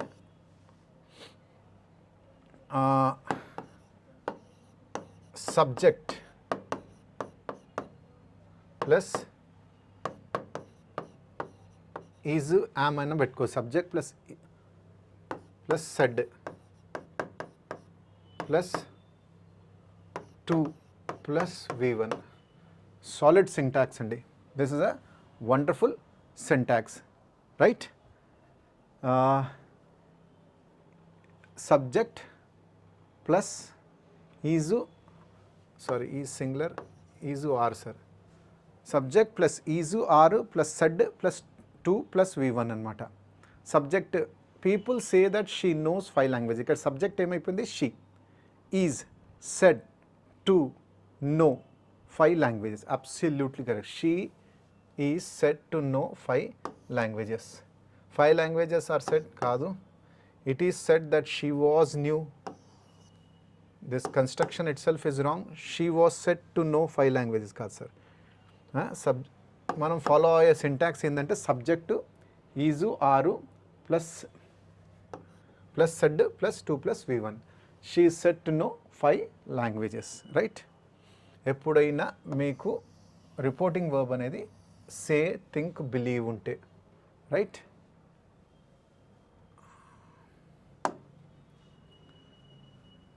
The report was being reviewed by the committee for almost 2 hours before the final decision was made. The report was being reviewed అంటే ఏంటి, past continuous ప్యాసివ్లో ఉంది. Was plus being plus reviewed, was plus being plus reviewed by the committee for almost 2 hours before. The report subject అనుకుందాం, ఇది verb, committee object. So అప్పుడు ఇదేమైపోతుంది, ఇది past continuous passive voice.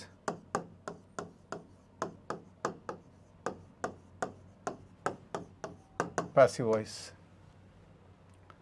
So అప్పుడు ఏమైపోతుంది, the committee was reviewing the report for almost 2 hours before the final decision was made. Absolutely correct అండి. The committee reviewed, V2 వస్తుంది, was reviewed అని ఉండాలా. The committee had reviewed, past perfect వస్తుంది, past perfect. మనకు past continuous రావాలి sir. The committee will review, future. So answer is wrong, sir. So our right answer is A.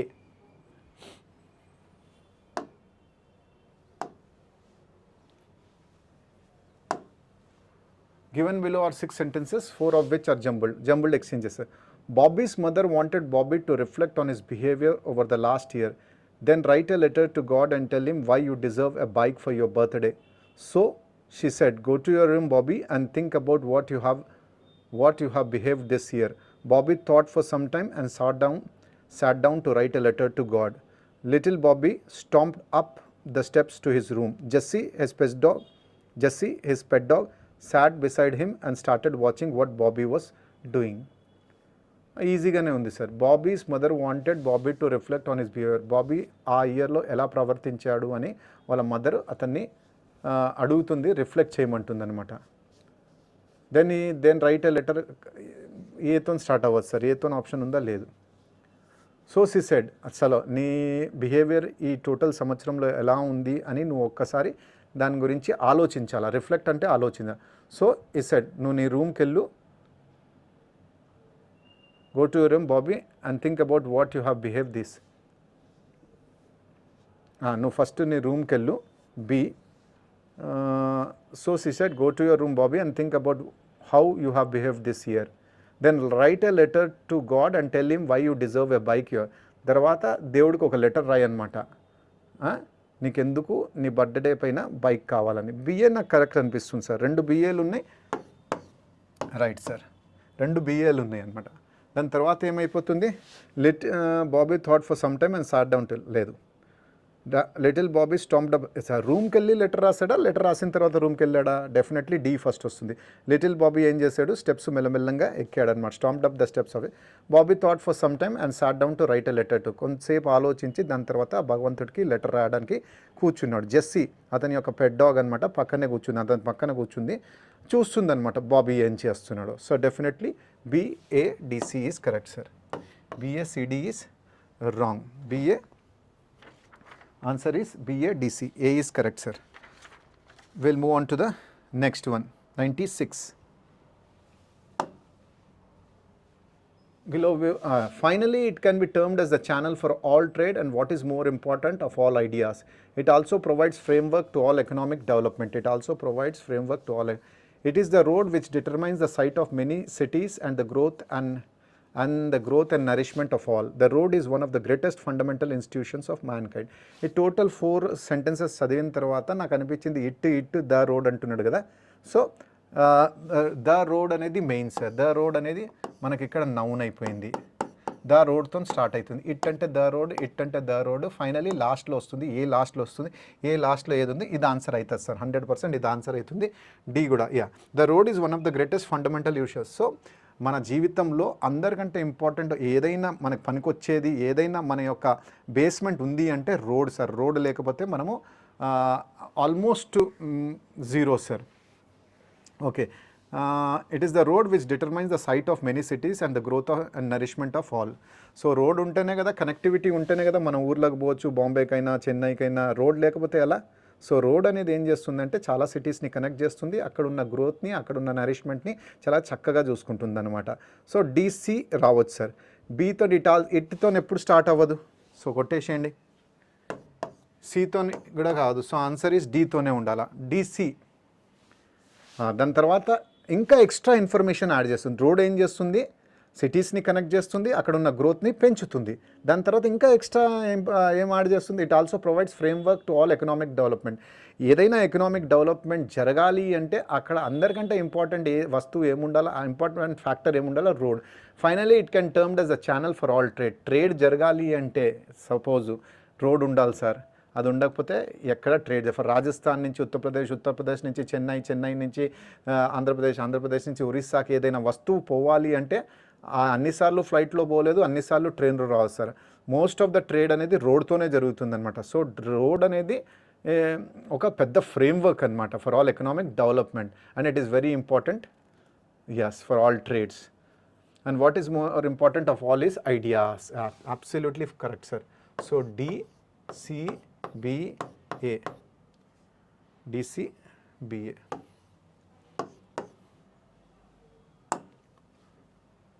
Question number 97, Parajumbles. I was born into a middle-class Tamil family in the island town of Rameshwaram in the erstwhile Madras state. I do not recall the exact number of people she fed every day. Despite these advantages, she possessed great innate wisdom and true generosity of spirit. She had an ideal helpmate in my mother, Ashima.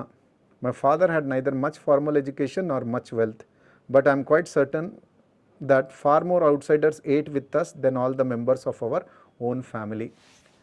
So చెప్తున్నాడు అనమాట, వాళ్ళ అమ్మ గురించి చెప్తున్నాడు అనమాట. నేను ఒక middle class Tamil ఫ్యామిలీలో పుట్టాను రామేశ్వరంలో. అప్పుడు దాన్ని మెడ్రాస్ స్టేట్ అంటుండే అనమాట. నాకు తెలీదు ఆవిడ గారు ఎంతమందికి అన్నం పెట్టిరో. డిస్పైట్ దిస్ అడ్వాంటేజెస్, చాలా డిసడ్వాంటేజెస్ ఉండే, కానీ ఇక్కడ మనిషి మేల్ గురించి. He possess great innate wisdom and true generosity of spirit. So అతనికి చాలా అద్భుతమైన విజ్డము, ఒక అద్భుతమైన స్పిరిట్ ఉండేది. దాన్ని సపోర్ట్ చేయడానికి మా అమ్మగారు అషిమా కూడా చాలా హెల్ప్ చేశారనమాట. My father had neither formal education Nar much wealth. చాలా వాళ్ళ ఫాదర్ గురించి చెప్తున్నాడు. వాళ్ళ ఫాదర్ చాలా ఉదారమైన పురుషుడు అనమాట. ఎవరైనా ఆకలితో ఉన్నాడంటే వాళ్ళని తీసుకొని వచ్చి ఇంటికి అన్నం పెట్టేవాడు అనమాట. సో నాకు తెలియదు ఎంతమందికి అన్నం పెట్టాడో, కానీ డెఫినెట్లీ చాలామందికి అన్నం పెట్టారనమాట. మా ఫాదర్ యొక్క ఈ అద్భుతమైన పుణ్యకార్యంలో మా అమ్మ కూడా అద్భుతంగా హెల్ప్ చేసేదనమాట. సో నాకు తెలిసినప్పటికీ మా ఫ్యామిలీ మెంబర్స్ అంత ఎక్కువ తినలేదేమో, కానీ బయట వాళ్ళు వచ్చి చాలా ఎక్కువగా ఫుడ్ని సేవించారు. Okay, I was born into a middle class Tamil family in the island of Rameswaram in the erstwhile Madras. I do not recall, అది రాదు. Despite the my first father గురించి వర్ణించాలి కదా. హీ పొజెస్డ్ అన్నాడు కదా. హీ అంటే ఎవరు? My father had neither much formal education Nar much. మా నాన్న దగ్గర ఎక్కువ ధనము లేదు, మంచి ఎడ్యుకేషన్ లేదు. డీతో స్టార్ట్ అవుతుంది సార్, అన్నీ డీలోనే ఉన్నాయా? యా, సరే, డి అయితే దొరికింది. దాని తర్వాత మరి అక్కడ క్వాలిటీస్ ఏమున్నాయి? నెగిటివ్ క్వాలిటీస్ ఉన్నాయి. అవేమైపోయినాయి? డిసడ్వాంటేజెస్. కరెక్టే కదా. Despite this disadvantages he possess great innate wisdom and true generosity of spirit అనమాట. ఇంత అయినప్పటికి కూడా అతనికి చాలా మంచి చాతుర్యం ఉండే, ఉదారమైన మనసు ఉండే అనమాట. సో డీబీ తీసుకుందాం. డీబీ వచ్చేసింది ఆన్సర్. డీబీ తీసుకున్న తర్వాత he had an ideal helpmate in my mother Ashima. మా మదర్ కూడా చాలా చక్కగా హెల్ప్ చేయాలి. డీబీసీ. లాస్ట్కి I do not recall the exact number of people she fed every day. D B C A is the right answer sir. అంతే కదా. ఫస్ట్ ఫాదర్కి ఎక్కువ ఎడ్యుకేషన్ లేకుండే, ఎక్కువ వెల్త్ కూడా లేకుండే, అయినప్పటికీ అతనికి మంచి విజ్డము, ట్రూ జనరోసిటీ ఉండే అనమాట. ఓకే, దాని తర్వాత ఈ పుణ్యకార్యంలో మా అమ్మ కూడా బాగా హెల్ప్ చేసేదన్నమాట, అషిమా. సో నాకు గుర్తులేదు sir exact number of people she fed everyday.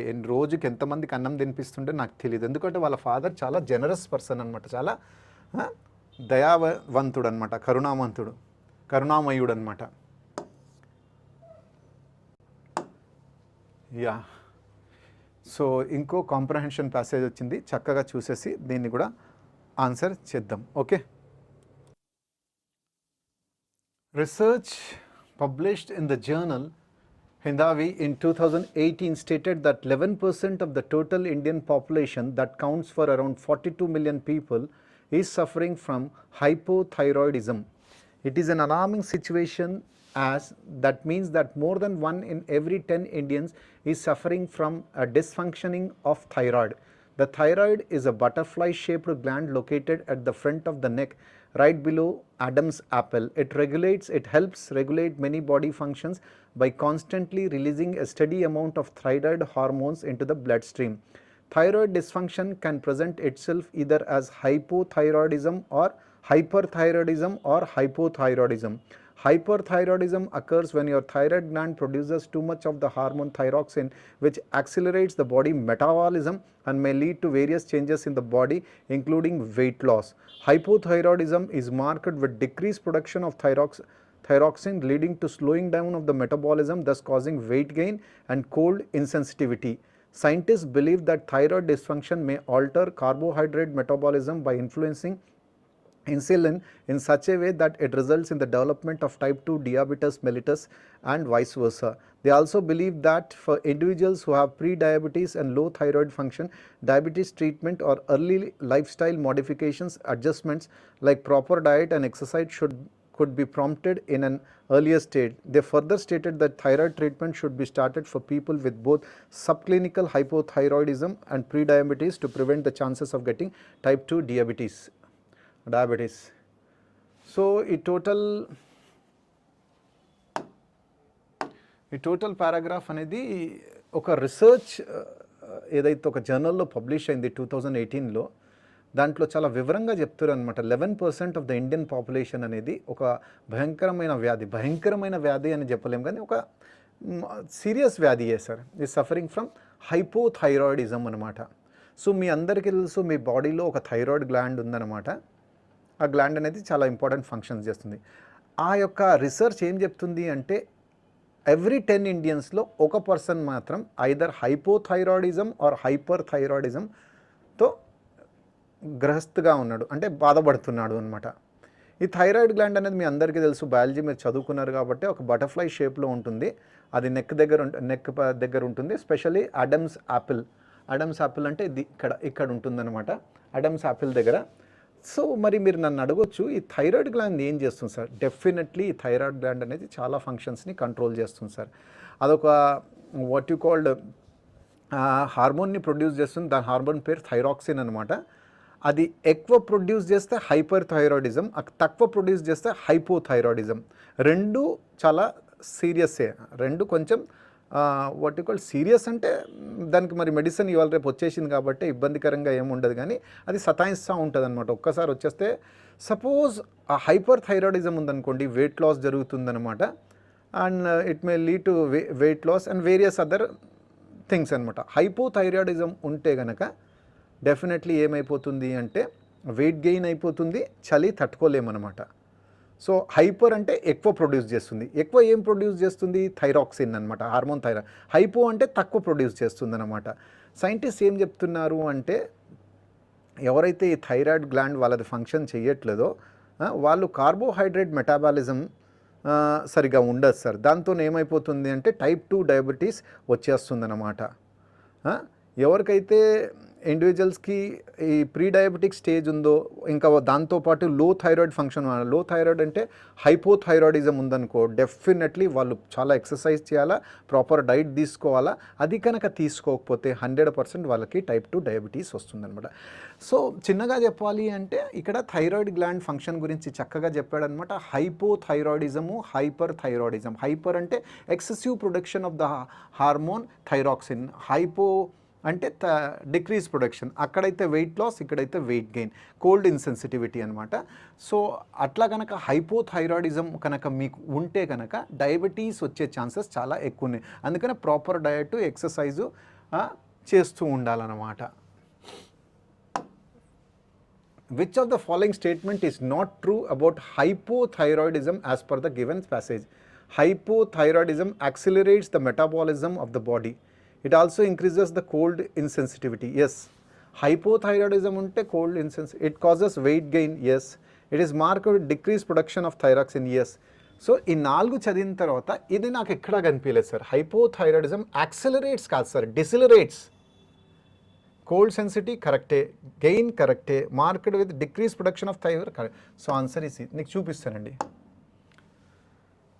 So thyroid dysfunction can present either as hypothyroidism is marked with decreased metabolism, sir. Production of thyroxine leading to slowing down of metabolism. Decreased metabolism causing weight gain, cold insensitivity. Right? So definitely weight gain.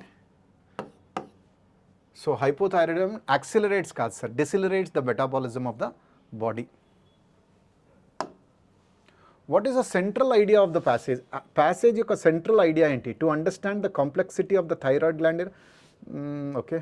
To give a brief idea about thyroid dysfunction and its type. Thyroid కనుక పనిచేయకపోతే దాని types ఏమేమి ఉంటాయో. Okay. To inform about various consequences of thyroid dysfunction in our body. Yeah ఇది కూడా correct కాదు sir. To analyse various research conductor. Various researchers ఎక్కడ చెప్పలేరు, ఉట్టి ఒక రీసెర్చ్ జనరల్ చెప్పింది కాబట్టి ఇది correct. To inform about the various consequences of thyroid dysfunction అన్న. సో థైరాయిడ్ డిస్ఫంక్షన్ కనుక చేస్తే దాని యొక్క గంభీరమైన పరిణామాలు ఏముంటాయి అక్కడ మనకి వివరంగా ఏం అలా కనుక ఉంటే మీకు టైప్ 2 డయాబెటీస్ రావచ్చు అన్నాడు తప్ప consequences, various consequences. To understand the complexity of the thyroid gland in our body, to give a brief idea about thyroid dysfunction and its type. Yeah. యాక్చువల్గా ఇక్కడ ఏం చెప్పాడు, థైరాయిడ్ కనుక సరిగ్గా పనిచేయకపోతే మీకు ఏమొస్తుంది, దానికి 2 రోగాలు వస్తాయి. ఒకటేమో హైపర్ థైరాయిడిజం, ఒకటేమో హైపోథైరాయిడిజం. ఎస్, ఇది correct. To give a brief idea about thyroid dysfunction and its types. 2 types ఉన్నాయన్నమాట. Right. So definitely we'll move on to the next question. Right?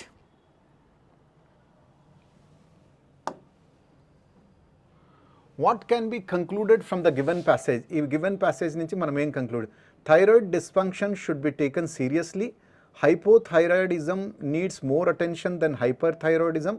Proper diet is mandatory in thyroid dysfunction. Type 2 diabetes is harmful for health. What can be concluded? So what can be concluded from this passage? Passage నుంచి ఏం conclude చేయొచ్చు? What can be concluded? కొంచెం thyroid dysfunction should be taken seriously. Yes, దాన్ని చాలా సీరియస్గా తీసుకోవాలి sir, లేకపోతే మనకి టైప్ 2 డయాబెటీస్ రావచ్చు. హైపోథైరాయిడిజం నీడ్స్ మోర్, ఎక్కడ రాసలేదు సార్, ఇద్దరికి ఈక్వల్ అటెన్షన్ కావాలా. సో దీన్ని నేను ఎలిమినేట్ చేయొచ్చు. Proper diet is mandatory in thyroid dysfunction. మామూలుగా ప్రాపర్ డయట్ అనేది హైపోలో చెప్పాడు సార్, హైపోర్లో చెప్పలేదు. Type 2 diabetes is harmful for health, ఇది అందరికీ తెలుసు. Type 2 diabetes is harmful for health. So thyroid dysfunction should be taken seriously. This can be concluded from the given passage. ఎందుకంటే ఆయన మాట్లాడుతుందే థైరాయిడ్ గురించి, దాని యొక్క డిస్ఫంక్షన్ గురించి, మాల్ ఫంక్షన్ గురించి. సో డెఫినెట్లీ దాని యొక్క డిస్ఫంక్షన్ని మనం సీరియస్గా తీసుకోవాలి, లేకపోతే దాని యొక్క పరిణామాలు కొద్దిగా సీరియస్గా ఉంటాయి. What is the tone of the passage? పెసిమిస్టిక్గా, ఇన్ఫర్మేటివ్గానా, సర్కాస్టిక్గానే? పెసిమిస్టిక్గా అంటే ఏంటి? నెగటివ్గా ఆలోచిస్తున్నాడు, డిఫీటిస్ట్గా ఆలోచిస్తున్నాడు. డిఫీటిస్ట్. సో టోన్ అనేది జస్ట్ మనకి నాలెడ్జ్ ఇస్తున్నాడు సార్, ఇన్ఫర్మేషన్ ఇస్తున్నాడు. Informative, giving lots of information. Positive and negative. Positive ఏం లేదు, నెగటివ్. సర్కాస్టిక్ అంటే మాక్ చేయడం, రెడిక్యూల్ చేయడం, మాకింగ్ ఆర్ రెడిక్యూలింగ్. అనలిటికల్ అంటే స్టెప్ బై స్టెప్ ఫ్యాక్ట్స్ని ఇవ్వడం. సో అనలిటికల్ కాదు, సర్కాస్టిక్ కాదు, pessimistic, informative sir. Total passage is very informative. Okay, so next ఏంటి?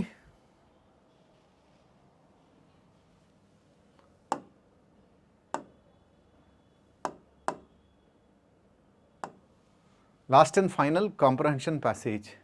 The Beti Bachao Beti Padhao BBBP movement launched by the Government of India in 2015 stands as a major social initiative aimed at improving the status of girls in the country.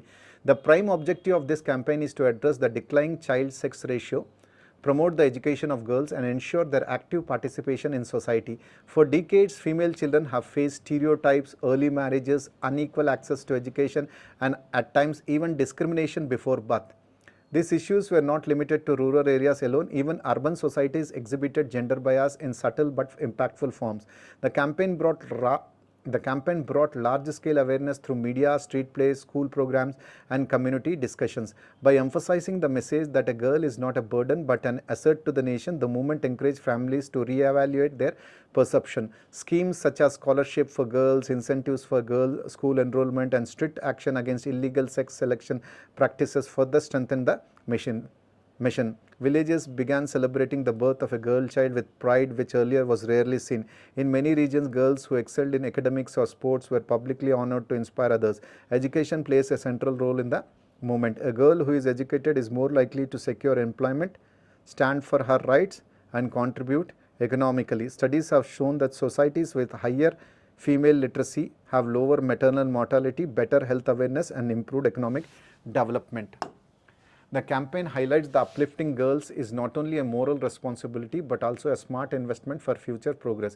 However, challenges still persist. While awareness has increased, issues like dropout rates in secondary school, early marriages pressure, and limited career opportunities remain concern. A change in mindset requires consistent efforts, not just special programs. Parents, schools, and communities must work together to create an environment where girls feel safe, supported, and empowered to dream. The success of Beti Bachao Beti Padhao ultimately lies not in government policies but in the attitudes people hold towards daughters. Beautiful passage and మీ అందరికీ తెలుసు అన్నమాట. ఇక అద్భుతమైన flagship programme by our renowned Prime Minister Mr. Narendra Modi. Beti Bachao Beti Padhao government launch చేసిందనమాట 2015లో. ఇది ఒక అద్భుతమైన సోషల్ ఇనిషియేటివ్. సో దట్ ఈ యొక్క ఇనిషియేటివ్తోని గర్ల్స్ యొక్క స్టేటస్ని సొసైటీలో, కంట్రీలో అన్ని చోట్ల పెంచిందనమాట. దీని మెయిన్ అడ్రస్ ఏంటంటే అమ్మాయిల యొక్క సంఖ్య తగ్గిపోతుంది, వాళ్ళకి ఇచ్చే ఎడ్యుకేషన్ అనేది సరి అయినది లేదనమాట. ఇంకా ఎస్పెషల్లీ యాక్టివిటీస్ పార్టిసిపేషన్ ఏదో ఉందో సొసైటీలో అది సరిగ్గా లేదనమాట. కొన్ని సంవత్సరాల నుంచి, కొన్ని తరాల నుంచి ఆ అమ్మాయిలు మాత్రం చాలా చాలా హ్యూమిలియేషన్ని ఫేస్ చేస్తున్నారు. వాళ్ళని తొందరగా మ్యారేజ్ చేసేస్తున్నారు. వాళ్ళకి అసలు చదువు పియట్లేదు. చదువు అనేది వాళ్ళ దరిదాపులో వస్తలేదనమాట. అండ్ కొన్ని పరిస్థితుల్లో అయితే పుట్టక ముందే అమ్మాయి అని తెలిసిందంటే చంపేస్తున్నారండి. ఫీమేల్ ఫీటిసైడ్ అంటారు కదా. ఈ ఇష్యూస్ అనేవి ఉట్టి రూరల్ ఏరియాస్లోనే కాదు, అర్బన్ సొసైటీస్లో ఎవరైతే చదువుకున్న వాళ్ళు ఉన్నారో వాళ్ళు కూడా చేస్తున్నారు సార్. అందుకనే ఈ క్యాంపెయిన్ అనేది చాలా భారీ ఎత్తున సోషల్ మీడియా ద్వారా, స్ట్రీట్ ప్లేస్ ద్వారా, స్కూల్ ప్రోగ్రామ్స్ ద్వారా, కమ్యూనిటీ డిస్కషన్ ద్వారా దీన్ని చాలా ఎక్కువగా పబ్లిసైజ్ చేశారు. దీన్ని హిస్టారిక్ చేశారు, దీన్ని పాపులర్ చేశారు, వైరల్ చేశారనమాట. గర్ల్ అనేది యాక్చువల్లీ ఒక బర్డన్ కాదు, నిజంగా గర్ల్ బర్డన్ కాదు సార్. నిజంగా గర్ల్ అనేది ఒక అసెట్ అనమాట.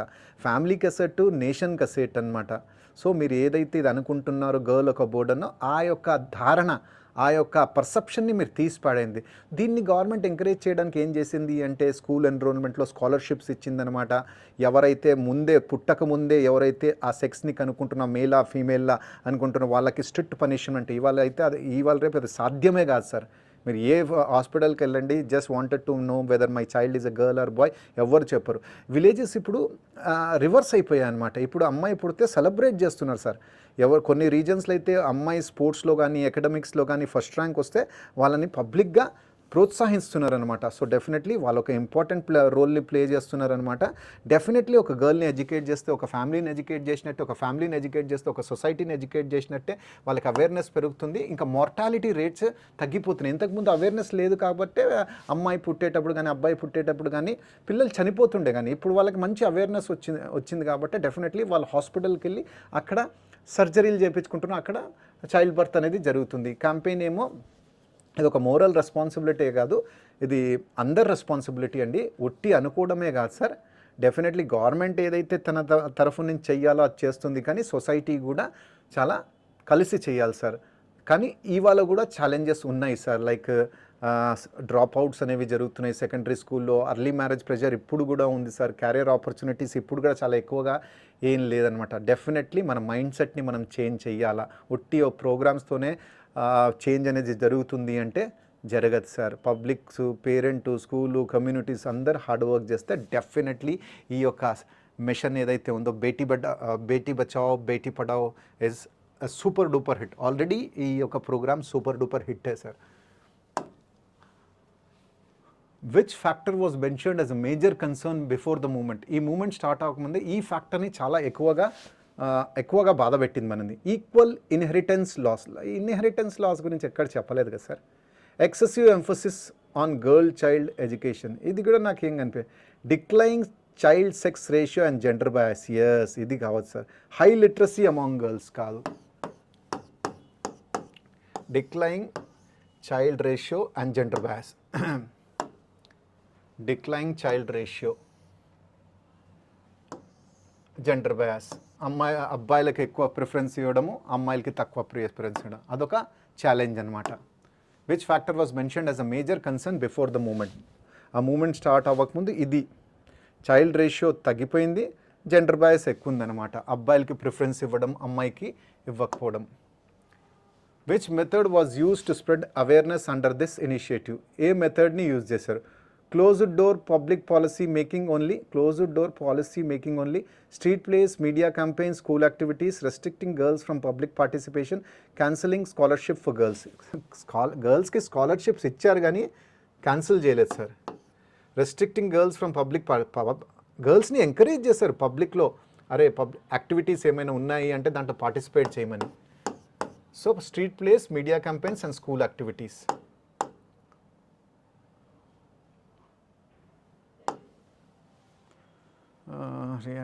Large scale media through media, street plays, school programs and community discussions.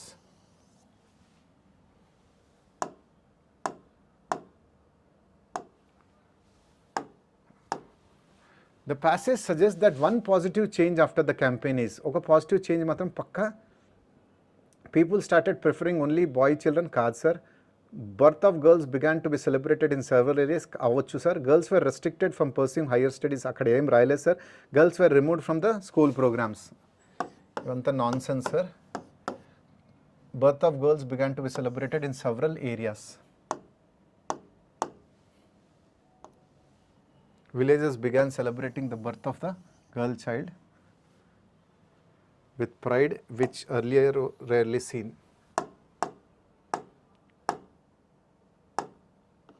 Last and final question of this wonderful mock All India Live Mock 12.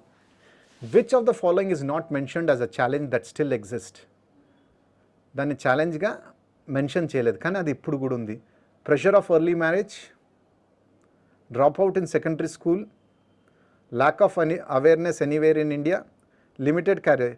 ఇవన్నీ ఛాలెంజ్గా మెన్షన్ చేస్తే sir, pressure of early marriage ఛాలెంజే, drop out in school ఛాలెంజే, limited career opportunities for girls challenge. ఇది ఒక్కటే lack of awareness anywhere India. ఇక్కడ చూడండి sir, ఇవన్నీ challenges. However, challenges still persist. While awareness has increased, issues like dropout rates in school, early marriage pressure and limited career opportunities. Awareness, issues like dropout rates. Awareness increase ayin sir. So definitely answer is lack of awareness anywhere in India. Idi challenge, idi challenge, idi challenge. So answer is lack of awareness anywhere India. So with that, we conclude this marathon in a very emphatic and same vibrant way. Hope you have gone through the contents of this particular video in a very rejoicing manner. So till my next explanation, keep working hard, keep motivating yourself and prepare optimally for your Tier 2 examinations. Thank you for watching this video. Video కనుక మీకు నచ్చితే 100% ఒక like అయితే ఇవ్వండి, వీలైతే comment చేయండి and share చేయండి. God bless you.